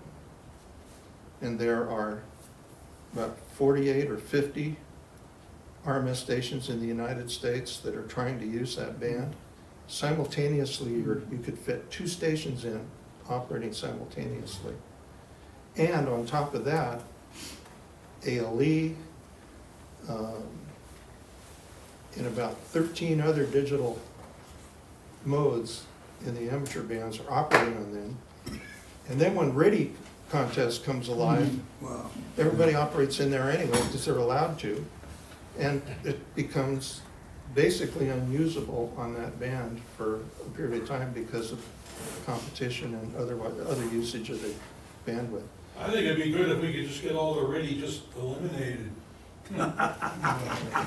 Thank you. No, it's all good, and on the amateur bands, that's where it's good. That's exactly why WinLink, though, operates for emergency purposes off the amateur bands. And the thing we're trying to get across to the FCC is that for amateur radio to really be recognized and remain relevant in terms of genuinely being useful in passing emergency communications, there should be some protected areas, not big, that a 97.221 subbands would be great if they were dedicated to emergency use, but they're not. So, you know, they could be having a Hurricane Helene crisis in western North Carolina, and a RIDI contest comes up and you can't, 40 meters, no good. So that's just sad. It's not the way it should be in the end. Somewhere in the spectrum, there needs to be some dedicated emergency space that everybody should know not to operate on. 97.221 is that a regulatory subband or is it part of the band plan? No, It's it's regular. regulatory. It's FCC. Yeah. I Yeah. didn't know that. Yeah, if you go to the ARRL site, look up the regs and 97.221, and it'll tell you the frequency ranges. Winmore, in fact, I'm not even gonna mention it because we deprecated it. It's not available in WinLink Express anymore. You can operate this way. Winmore was an older protocol that we developed that has since been supplanted by another one called RDOT, yeah. But basically, if you could, I should have updated this. I could put RDOT up here, and now it is the cheap alternative to Pactor. It comes along with WinLink Express. No extra money required. You can use it and operate, but basically, it requires a sound card type interface, either in your radio or an outboard one like a SignalLink or a DigiRig or MobileLink or several other are out there. What's the new one called? DigiRig is. Not DigiRig, you said. Oh, it's been around for a while. MobileLinked, MobileLinkd. It's one of those. Microham 3 works also. Yeah. But MobileLinked is an interface that is really mainly used for packet type AX25 type protocols. Your other choice, Pactor 2 and 4, reliable, they're expensive, you get what you pay for, It costs as much as an HF rig. People who invest in them are usually invested somehow as a commitment to emergency communications. They want reliability. The biggest purchasers and users of Pactor modems are cruising sailors, because it's cheap insurance for them to have good communications. Emergency communicators and preppers, people who are really into doing things high-end to be sure that things will work when nothing else does. But you can connect to these and they're plug and play. You don't have to worry about modem levels, audio levels as deeply as you would. Hey, Charlie. I just came to drop this off of WinLink.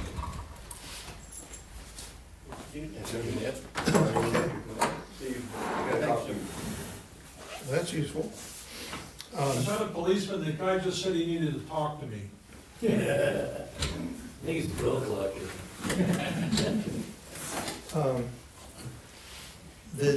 You can find a lot of these used from time to time.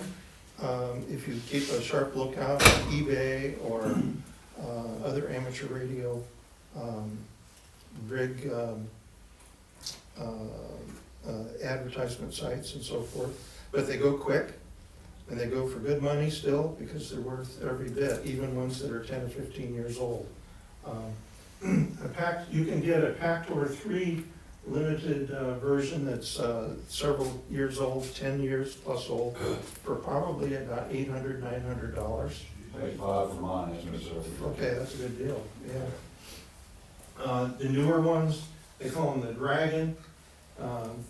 We'll do Pactor 4, a smaller version, also do Pactor 4. That generally will give you 2 or 3 times the speed over Pactor 3. And in fact, these newer units run Pactor 3 twice as fast as the older units that ran Pactor 3, just because of newer, better decode, encode algorithms and hardware. The reason these are so expensive is because they have a computer built in them that's probably more powerful than your laptop, just to do the protocols. Will they be compatible with 5? Or Quite if likely. you're thinking about it? The should you newer wait? one, the newer one's quite likely, yeah. I mean, these will be compatible with 5, you think? Yeah. Well, don't count on Pactor 5 even making it across the finish line. The FCC? Because, in the world of HF radio protocols, we're governed by physics. Pactor 4 already is probably about 95, 98% efficient. And you're pushing the limits to make Pactor 5 perform a whole lot better. The Pactor 5, when it comes out, if it comes out, because SCS, in talking with them recently, they're doing their R&D, and they want to see how far they can push it. But the real question comes, the last question in technical development is, they start with, is it real? Can it be done? Is it worth it? I'm sorry. Will people buy it? That's what I mean. Is it real? Can we win? Is it worth it? They've decided that, yes, it's real. Yes, they could win. They've got the marketing and all that other stuff set up. And now the question is, they still have to answer once they get to define the capabilities, is it worth it? Don't know that part yet. So. It's compatible with Sony Beta.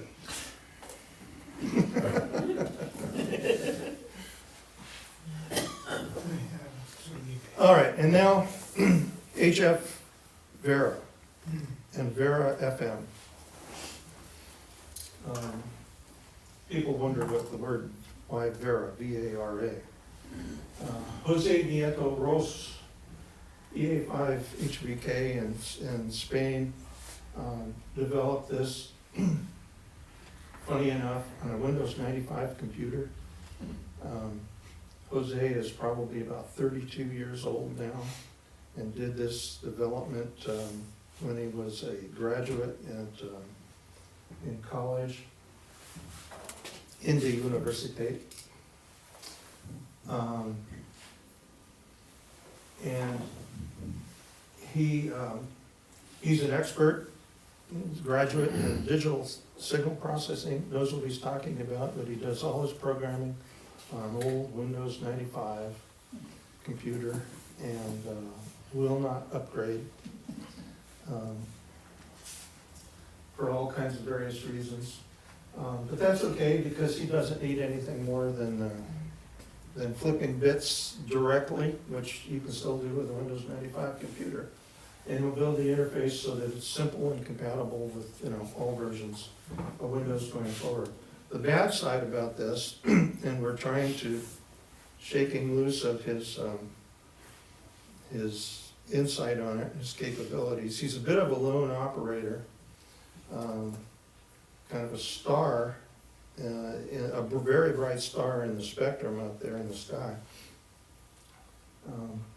But because of that, we also have to deal with his limitations, and he's not very open to actually working with other people. He works with us because he's making a damn good living at $70 a copy for each of these, and he's, 74. 74? Okay, price is going up. Good news is, 70-some bucks is a one-time fee, lifetime, all future upgrades, all future updates, and it's good for both HF and FM programs. These are two separate modems. You go to Vera AC also. And Vera AC is another application program written by a guy in Israel Oh, okay. that uses the Vera Okay. protocols. So, he writes, this protocol is supported by other, aspects of amateur radio too, out there, but, he distributes his software using our computers and such. And he's sort of an arm's length member of the WinLink development team. We stay in so close contact with him. But he wants to remain independent and all of that, mainly so he can keep the money flowing to his family. But the Amateur Radio Safety Foundation has an agreement with him. Should anything happen to him, we have first rights to his software, and his code is all kept in escrow, basically, so that should something happen, it all comes to us, and we maintain it at that point after he's gone. But that's the situation. One of the things that I think is important to see is the third line in the last paragraph on your thing, free trial at low speed. You can actually get on and try it, and it just runs at a slower speed. Yeah, but you'll be dissatisfied with it. I understand that, but I'm saying, you just want to give it a go, before you commit the $74. Exactly. Compared to,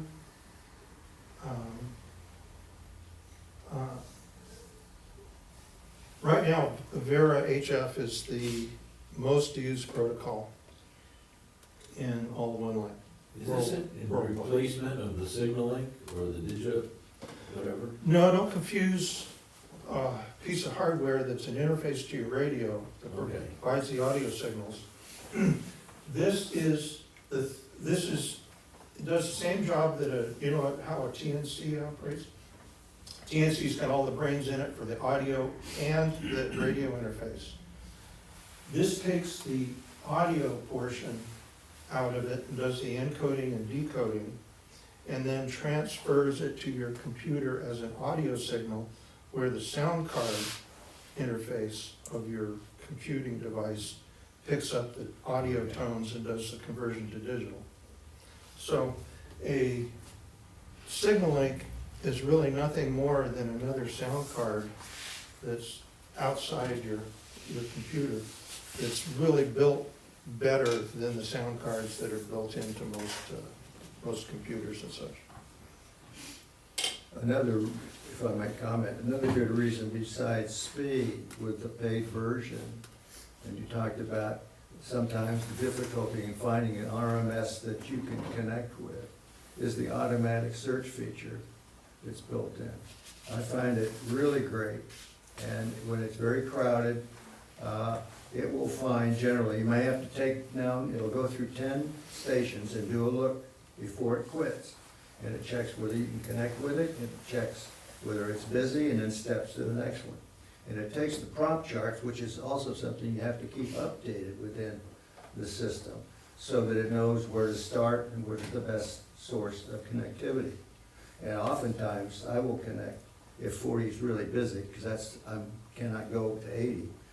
I'll end up working off 20 meters or even higher, maybe out of Canada, when it gets connects. So, it's a great feature. There are other ways to connect if you don't have your radio, or even if you do and you don't want to use the radio and you have a connection via Starlink to the internet, or your home internet connection, or your cell phone connection with a hotspot on your phone, or if you happen to have a cell phone type fed internet router, blah, blah, blah, lots of ways to make connections to the internet these days. But if you can use telnet access via any of the programs that are out there as a client program to connect to a TCP/IP connection of any kind, that will get you to the internet and get you connected to the central mail server, you can make your connection and transfer your messages and do everything that the client software is available to. Also, there's webmail. The WinLink website allows you to log in with your password, and one of your choices in the menu that's presented to you is My Webmail. You can go to that webmail, give you a webmail client. It looks just like any other email client, and that's you're now logged into your account using a webmail client online.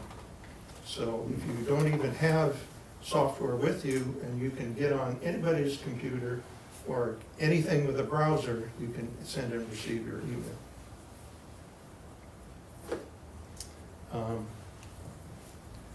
I don't know if we want to go through this, but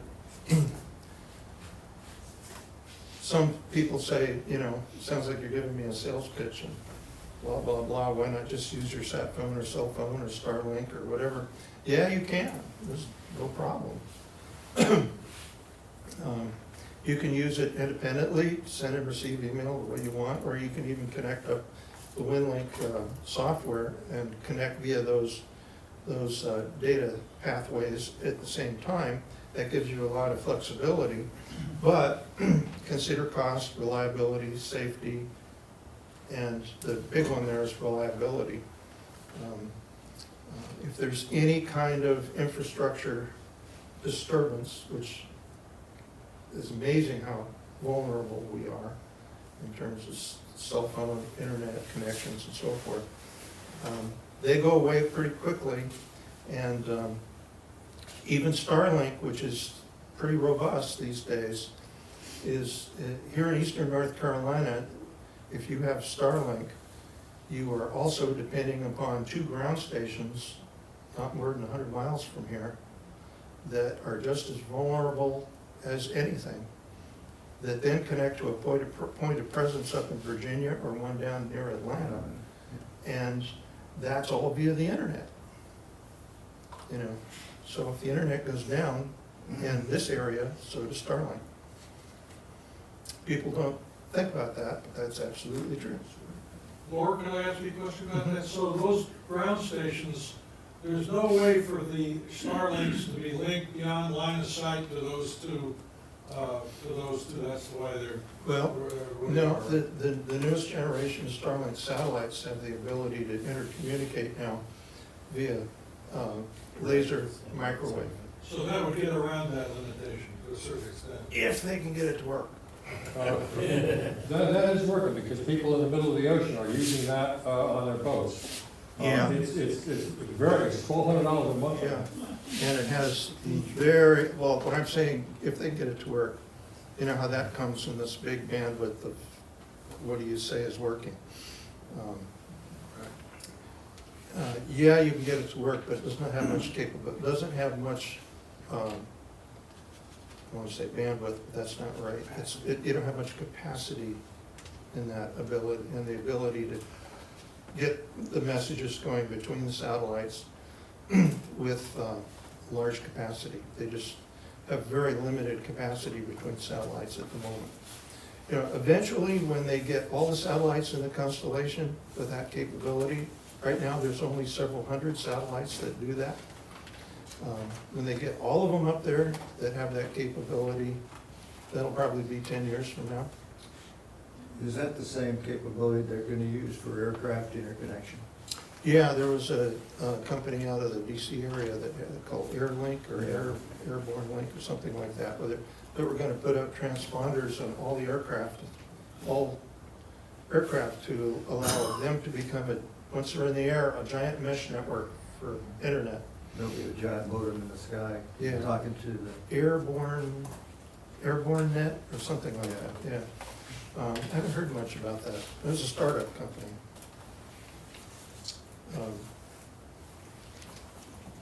Consider whether or not you'll be remote without infrastructure, near shore, offshore, whatever. It's always good to have a balance of comms capabilities at home if you're concerned about staying up and operating. Sure, this is interesting. This 1990, no, sorry, 2000, no, October 2012. oh, yeah. Everybody remember? Hurricane Sandy, Yes. the HMS Bounty, Doug Flaunt. Oh, come on.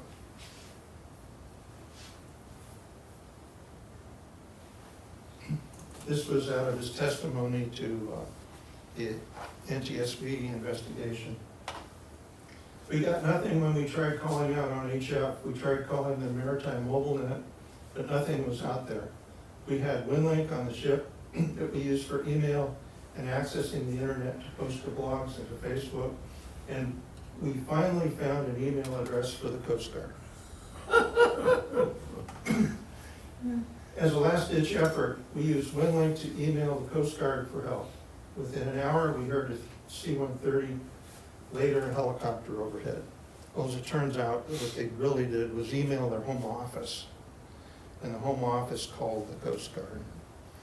He didn't do the connecting and the communicating. The captain of the ship did, but this was his version of the story. Close. Pardon? It's close. Close. But it is true that the way they got the message off the ship was via WinLink. That's what it looked like when it went down. With the captain. Taken from the C-130. With the captains? Yeah, with the captain went down with it. Captain and one crew lady lost their life. And this was the crew out of Elizabeth City that did all the rescue work. In fact, Bruce and I have been up there with these guys, with Matt McMahon, because Matt maintains all of the radio programming for the Viper system on the helicopters. Another real WinLink story, common, I'd say, Gene Socrates, KC-2IOV, and her boat, the Nerita, has made 5 circumnavigations. She is the oldest circumnavigator in the world. I think she's now 74 years old. She lost her husband as they were cruising in the South Pacific. And she just decided to keep going and went around once, was dismasted, broke her boom, infrareded, and so that's a picture. This is a picture sent via WinLink right after it happened. And there have been articles about her. She's in Cruising Lore today, she's one of the, she's a good story, so the cruising literature picks it up and spreads it everywhere. But she has made multiple circumnavigations. It's a very interesting lady, she's great. We support her highly. In fact, when she's making her circumnavigations, she holds a regular daily voice net. She's got hams all around the world that want to talk with her.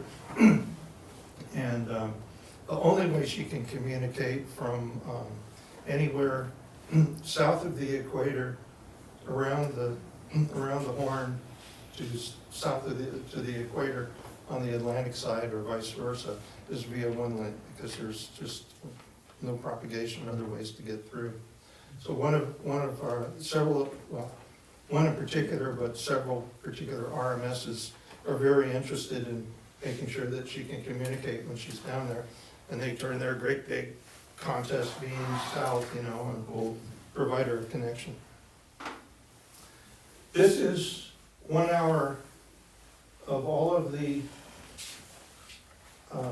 HF communications that took place on the day after Hurricane Helene hit western North Carolina. And it shows you there was quite a bit going on down in Florida at the same time, because just a few days later they hit Hurricane Milton, which hit in this particular area here.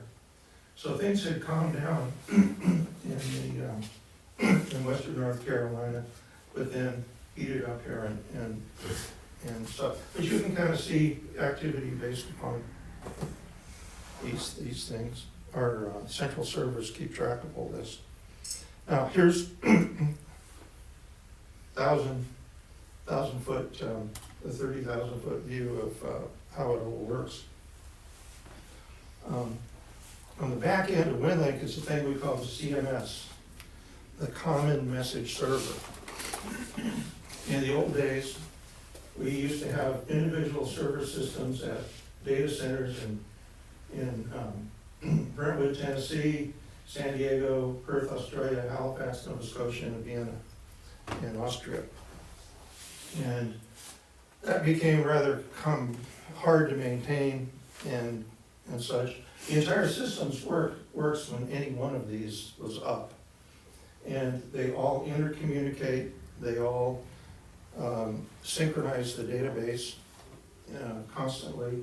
But now we do all this in the cloud using Amazon AWS services, and all of these $100,000 installations that were around the world now come together and cost us a whole lot less money. They're completely automated, fail over to each other, to different regions of the world, with hardware services that are operated all automatic to us. All the software gets updated automatically. Our administration costs were cut down to about 1/10 of what they were before. And we manage it all through Amazon AWS now. And so basically, though, to the service, all this looks the same. There's this big server in the cloud. And around it, all across the United States and around the world, are radio message servers, we call them, that are set up as the RMS network, or the gateways. We call these also gateway stations. And those gateway stations, sometime in the past, were located at all those kinds of locations via HF. So there's you, there's sailboat, and you're out there somewhere, and you want to send a message. You connect with some RMS that's on your list of stations to connect with, and propagation favors it. It looks good. You press the button, the messages you've stacked up in your outbox will begin to flow after you make your connection. Once you authenticate with the RMS, and the RMS knows that, you know, you're a valid WinLink user, you've registered and so forth. It becomes basically a transparent pass-through, and from your point of view, you begin talking to this device here in the cloud.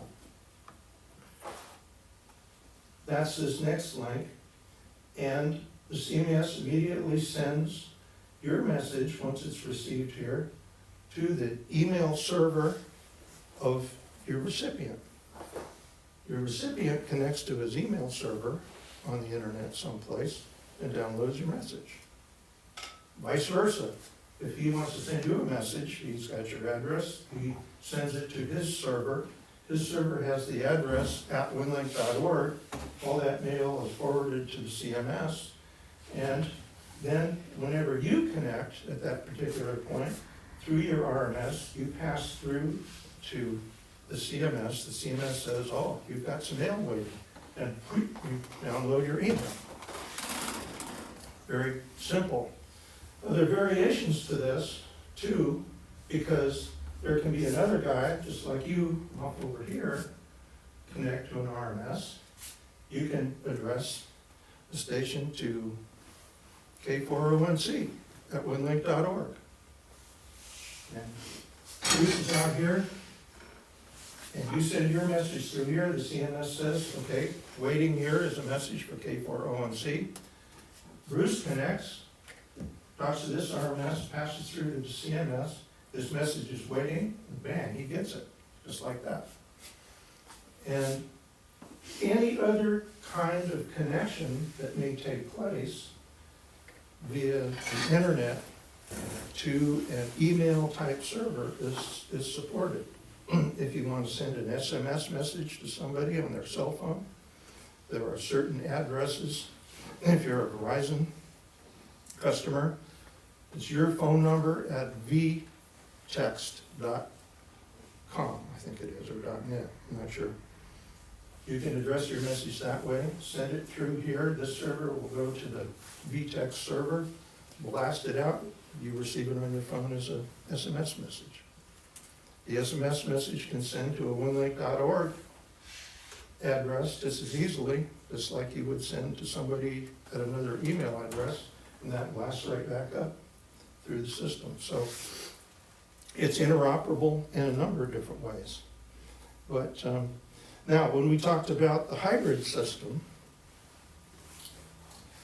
suppose this is all gone in the middle here, or even part of it, you know, this half of the country is out. Well, these guys are kind of out of the pathway, but another WinLink user that can connect by radio is certainly connectable, because the message can go here, to here, to here, to here, to here, like that, automatically. It's basically store and forward. No, this is the hybrid I network. know, but it's a process store and forward. Well, He yeah, holds it until the next guy can pick it up. yeah, all email is stored forward. Yeah. Okay. But basically, the message searches for, every user of WinLink is asked, they don't all have to participate, but anybody who wants to can identify up to 3 MPS stations. What we mean by that are mail pickup stations. They are particular RMS stations that if anything happens, you know as a user, you can go pick your mail up there at that particular RMS. I remember that. Okay? And so this is something you put into your setup for WinLink, is 1 or 2 or 3. We recommend only 1 or 2, actually. You can do 3 in a pinch. But if something goes wrong here, the system knows at every RMS where your MPS stations are, and when it receives a message for somebody else, it looks up his call sign, knows that he's got 2 MPS stations out there, and those emails are going to be sent to this one and to this one. So when Bruce is out here wondering where his email is, he can connect to this guy or to this guy and pick up his email. Okay? The reason it has to do that is because without the internet, there are no other ways to forward the message. You have to tell the system where to send your mail. So that's what the hybrid system does. And this is a pitch for money. It costs, this is true, it costs about 80 grand a year to run the system. And that's going up. In fact, we expect this next, unfortunately for all kinds of other reasons, because of the new administration coming in at the federal level, that's probably gonna double.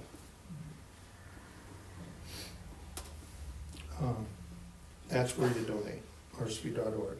So what we talked about was what's WinLink, what do you need, what do you send, what can't you send, what's important, what's new, software choices, examples of use, ways to access, and what makes it work. Now, I think I put in here, we can have questions and answers, we've been doing that all along. But I can plug in over here and show you some specific things in RMS Express and or radio mail if you have specific questions and things you'd like to see. Well, I have, part of the reason I came, I have a password problem. When I go to my account, it tells me my password. But when I go to WinLink, like, Vera or whatever, and on the setup screen, it has your password, they don't match. And it won't let me change it. I've had Wayne trip over there, and we're all pulling our collective hair out trying to get this thing to fly. Now, question is, do you know what your password is? It's on my account. I think I know what it is, but. Okay, well, I guess maybe a better way to put it is, do you know what the system thinks your password is? No. Okay. I know, when you go to the WinLink opening page, there's a place, my account, and my password is listed in there. That's what the system says it is. No, that's what your software says. Okay. That's probably a problem. Yeah. Mine is ... Yeah, mine's the same thing. Yeah. How come it doesn't like that one? You just have to check the check mark to see what it is. Let's, Like I said, Wayne and Tripp are trying to help me get this thing running again, and something's a brick wall over it. It's setting someplace.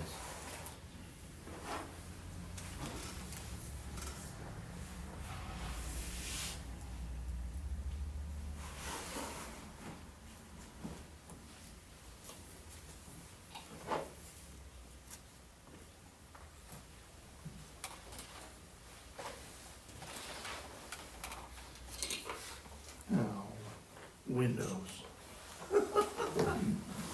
Probably won't you pass. This is ...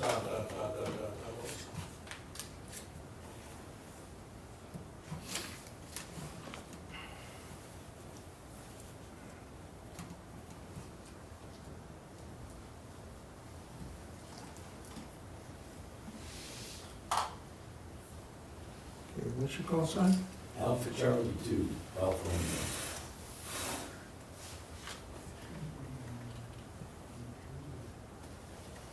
That's your problem. Golf Romeo. Oh, Gulf. C2GR. I'm sorry. I can't see that. That's your problem. You got a bad call sign.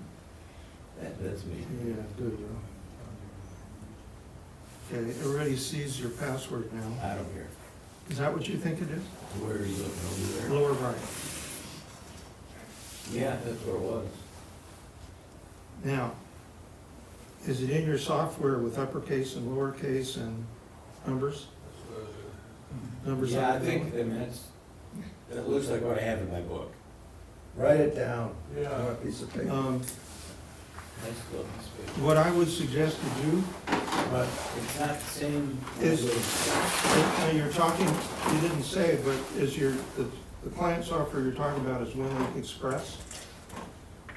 Okay, Wayne, help me here. It's- Express. Yeah. I don't, And it's current? I don't remember him having a password issue when I was there. I just discovered it after you left. Okay. You might wanna change your password now that you, It says there's a password, it says my password's incorrect. Go back and change it. what I would suggest you do is a quick fix would be to go to in WinLink Express and in the home folder, there's a rmsexpress.ini. That's it. Yeah. This will cause you to have to go through and put your data in, not this particular screen, but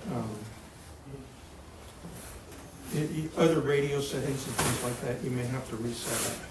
But delete that file, INI. This is INI or RNI? INI, like initialization. Yeah.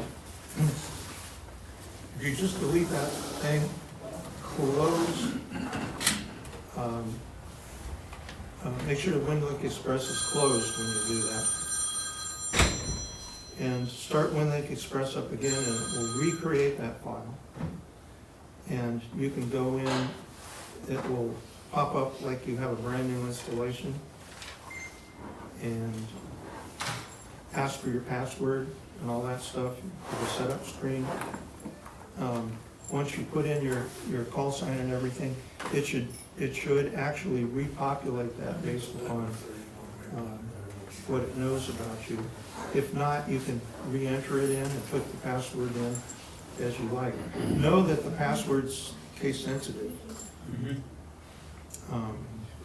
And basically all you need. Then I go into WinLink to use it. And there's no, When you say go into WinLink. well, the actual program, the WinLink operating. Express, or you're talking about the website? The operating side.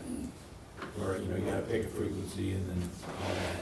Yeah, yeah. Then I get a message that says your password is incorrect. Well, if you do what I say, it should not say that. Okay, then I'll do it. Yeah. With a little help from my friends. If not, we can kind of erase things, change things on the back end for you too, if you have trouble, so let me know if that doesn't work for you. That should work. You might wanna jot down all your other settings before you do that too. Yeah, that, I'm not even sure they're right, so. okay, That's a starting point. Yes. yeah. Usually people who have password issues are they've used other third-party software or tried other third-party software and sometimes have inadvertently, we have a problem with the author of Airmail, for example. Will not listen to our pleas to make changes to his setup arrangement. And he automatically, if you put in a password in the password slot of Airmail and save it, what it does is it turns all lowercase to uppercase. And that's because on the back end, they've all done it that way forever, and that's the main reason. The other reason, SailMail supports only uppercase passwords, which is really old school. And because they do that, he also does not update the password on the WinLink CMS. So the CMS thinks thinks your password's upper and lower, yet in an Airmail it's upper and upper. And then when you connect with it, it says, no, not the same password, you're not gonna get in. Come in. Didn't WinLink have a requirement that passwords had to be all uppercase at one point? 'Cause Long I set time. mine up, I set it up as all Yeah, uppercase. probably But that's about, not true anymore, it could be. I think that was about 8 years ago, yeah. Yeah. Yeah, we changed it, just to keep we updated security to all current standard. There were so many browsers and so many other third-party pieces of software and everything that, maintain the current engineering standards. To go against that is an uphill climb. So we try to conform, and the database will accept passwords uppercase. If you run both pieces of software, Airmail and RMS Express, we recommend that your password always be in uppercase. That's the easiest way. Anyway, what can I show you in the software here that maybe answers any questions, any features, or we're all tired at this point? I'm seeing yawns. Well, because we'll talk about this at later meetings, but another way to connect is, you kind of touched on it, is radio, WinLink radio. And that's not the term I want, it's just, I have a brain fart. No, that's another one. Another one is P2P. You've probably seen on the menu P2P. Radio only, that's one, yeah. Radio only is one. That's when there's no internet and you're going directly radio to radio. And then there's P2P, which is person-to-person or peer-to-peer. One of the WinLink nets that I checked in with, well, it's WinLink Wednesday, they do a peer-to-peer sign-in in the evening on Wednesday nights on certain stations that you can check and make sure that you're capable of doing that. But my question to you, Lori, and we'll talk about this later, not today because there's too much to talk about, is I was going to do a radio only. Why? I can't remember that. I was going to do a radio only, but I think it was during Helene, and because it takes longer, there was a comment on WinLink, please defer from using that during this time period, because it takes a longer time to get through. Yeah. But it is available. I mean, if all the proverbial poop eats the wall. Well, there's something I'd like to get across about these different modes. Sometimes they're totally misunderstood, and what their purpose is and how they operate and how best to use them. When you bring down all the different choices you have and types of sessions that you can conduct, they're all the standard ones here. These are what we call the traditional ones that are, you choose the mode and the type of connection here. From a telnet connection, we just call it a WinLink. It's a traditional connection to an RMS who talks to a CMS, and the CMS is where the messages accumulate for the next person to connect to and get the message.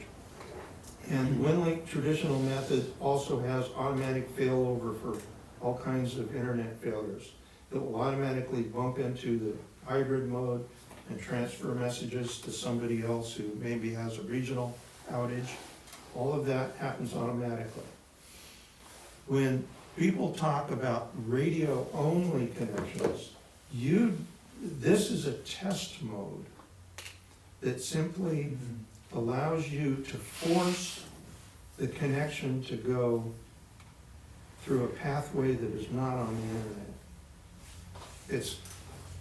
This allows you to make sure that you can connect to another station, another person, for example, another RMS, or another WinLink user at another RMS, through a pathway that's actually transferred between RMS stations. And when you do that, you're forcing that connection. You don't need to actually do that to make it happen, because if there's an actual RMS outage, or an RMS someplace has no internet, they will automatically fail over into a hybrid mode, and the system will operate by using a pathway as in an RF mesh network between stations. That's just sort of built in. When you're using the radio-only mode, you're using a test mode. You're forcing an artificial condition on the system. And you're telling the message not to use any traditional internet pathways, and you must go via a radio pathway. And some people believe the only way they can get it to work is to use is to use radio only, even in an emergency. Not true. Is it advisable not to use the radio-only sessions Well, unless you what find you're- something specific? what radio only occupies all the RMS stations more than they would be required to do as if they're leveraging the internet Yeah. for all their back-end processing. Now they're using the radio waves and their frequencies to do both the back end and the front end. And in an emergency, if you don't need to, you're only wasting bandwidth when you could be using the internet. That's what that's all about. So then peer-to-peer is only when you want to send to another radio operator. Exactly. It doesn't, Yeah. And for the same reasons, during an emergency, it's a poor choice. Because what you're doing is tying up frequencies to talk to one person at the other end that could otherwise be used by gateway stations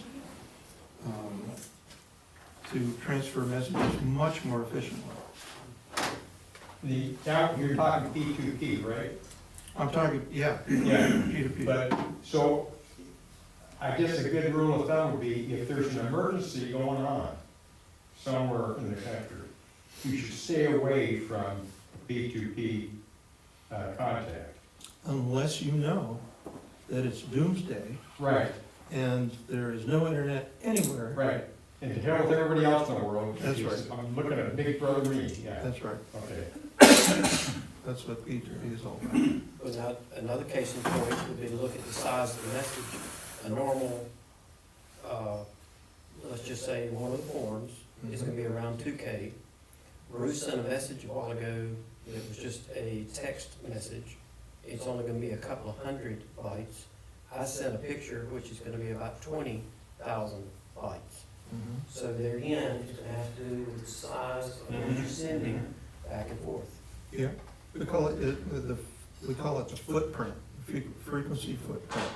It's both a function of bandwidth, what the signal occupies, and the length of time that you're on that particular frequency. And it's smart enough, if you default down on the size of the max you can send, you can often send that picture, it won't be great, but it will. Correct.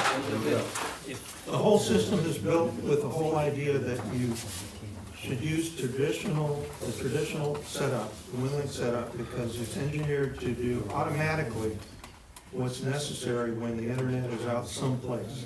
It'll leverage all the speed and flexibility of the internet wherever it can use it. You have rules set up, and those rules are best to benefit you, Right. not necessarily, Well, to benefit you being I mean, to benefit the the user. system. Well, to benefit the system, make it as much as efficient as possible. No, the greater good. Okay. Yeah, because basically frequencies are limited. And frequencies are, the footprint, if it's occupied, is not available to someone else. And if you're gonna spend 30 minutes on a particular channel, that's not gonna be any benefit to anybody around you who also wants to use that gateway station. We're gonna have to get out of here, I just interrupt you a second. I'm really interested in doing WinLink Express with Vera, HF. And I put together a PowerPoint presentation that talks about with screenshots and how to log on and do all that kind of stuff. If anybody thinks this might be helpful to you, if you send me an email, Bill Schrader, wtschrader@gmail.com, or I'm a member, you can let me know. I will send you this file. If you don't have any interest or it turns out they're not helpful to you, it's worth what you paid for it. Thank you, Bill, for doing that. Thanks a lot, Laura. This was a great presentation, by the way. Oh, thank you. I'll hang around if anybody has any specific questions and can show you things. I can show you how the radio mail works. If you do just minimum, I would download the software, WinLink Express from winlink.org. Get set up with it. Do Telnet WinLink connections. Requires no radio, just your internet connection. And you can use almost all features of the software except for the radio setup and operating side of it. To get familiar with how you would send and receive messages, how to retrieve catalog messages. There's a function in here.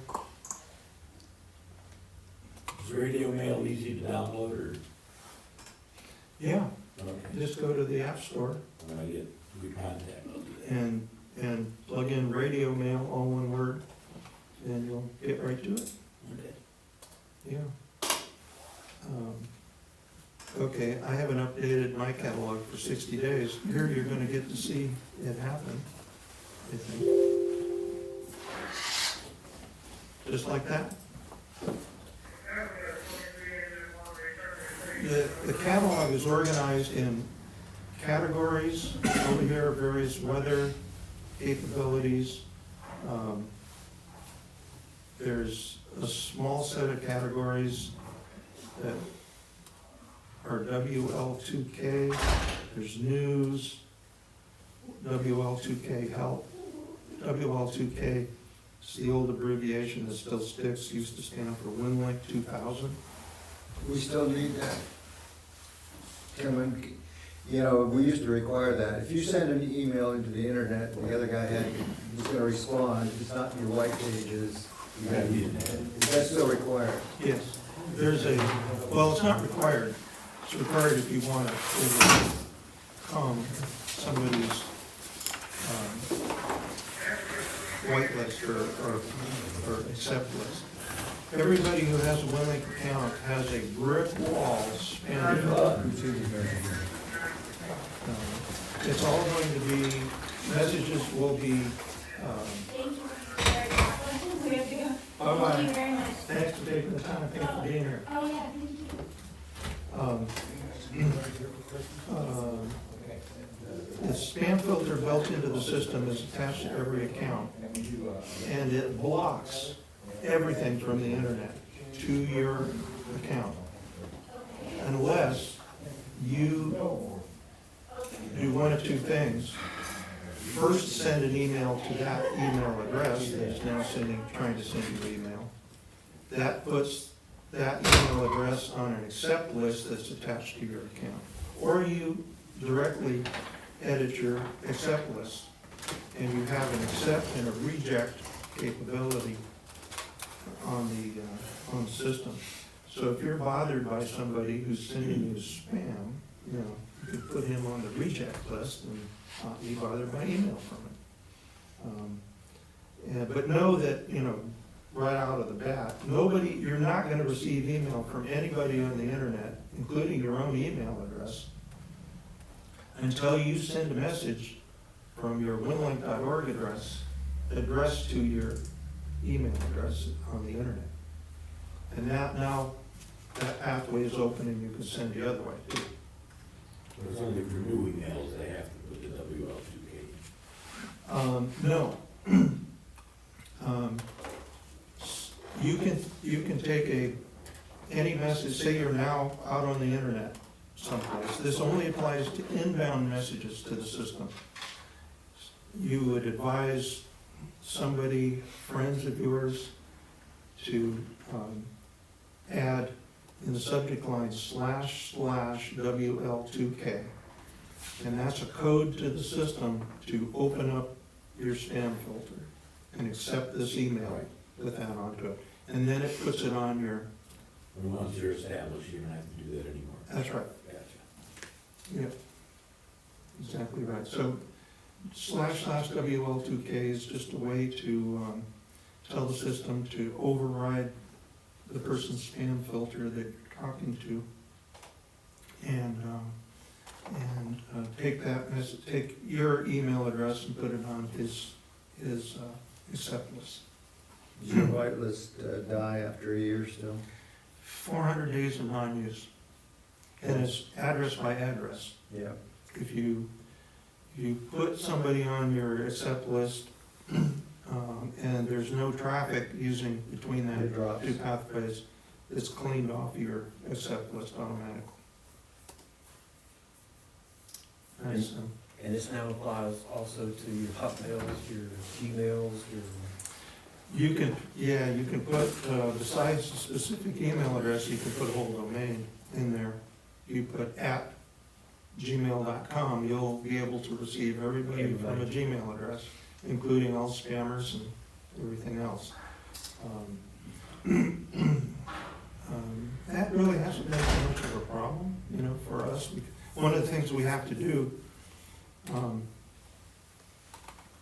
so that we are not governed as the FCC sees us as an amateur radio service, not as a common carrier.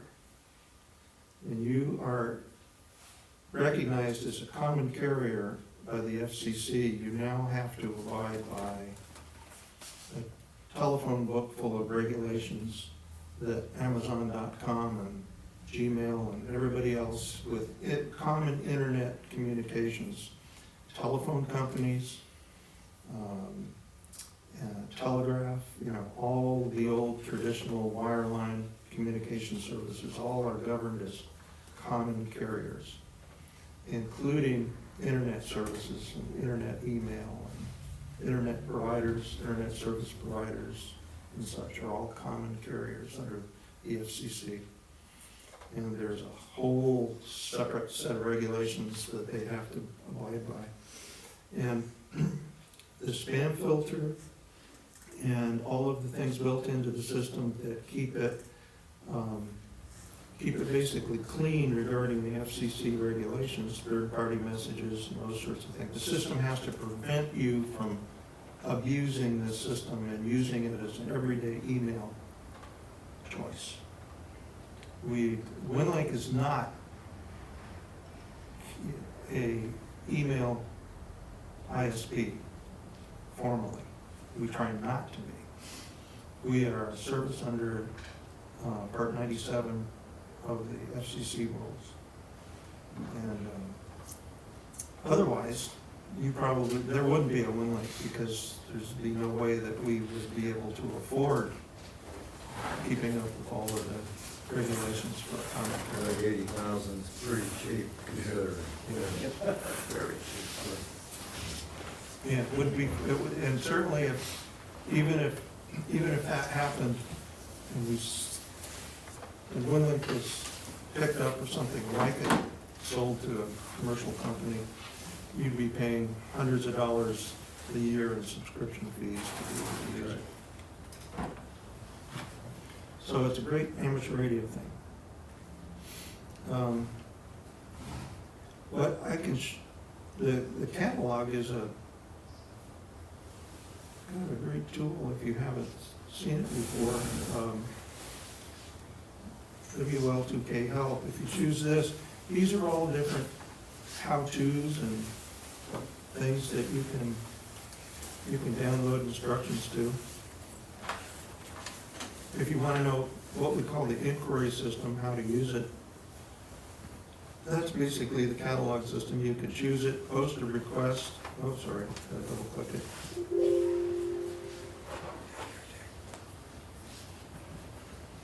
Put it on the list, post the request. Now in my outbox, I have this request message that just goes in a standard format, sent to inquiry, and it just simply says inquiries, which was the name of that particular thing. If I send it via telnet, or send it via radio, it goes out, makes a connection to the CMS, sends the message, and that's it. Now the CMS has this inquiry request processing, and in a few minutes, that will prepare that file, create a message for me with that attached to it, and send it back, and send it back to me. And so now if I connect again, hopefully this 30 seconds I've been talking is long enough. I can connect again. Oops, it hasn't been long enough.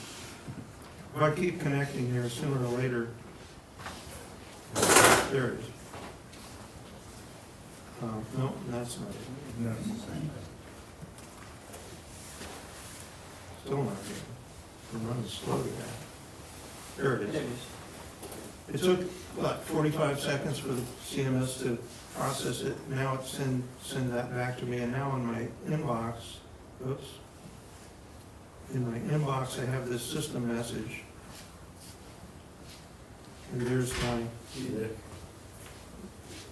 the message I requested, which was how to use the inquiry system within WinLink. So there's a lot of how-to stuff in the catalog. Don't be approved. There you go. See you there. Look at the next message. Oh, Now here you don't see anything, but if you notice the little attachment icon over to the left. yeah. If you click on that. Up around.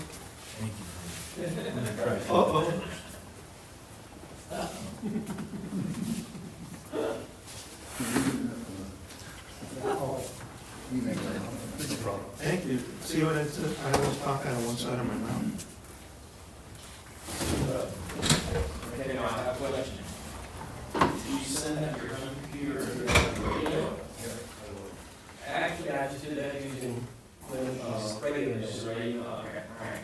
Could have. Yeah, that's great. In fact, that's, I don't want to tie up that much with a photograph, so I just send it a text message. and there's a text message. Thank you very much. I didn't want to send him a photograph of my shoe. Okay, well, I guess we're done unless anybody else has any other questions. Well, thank you very much, Laura. This is really good presentation. Fantastic.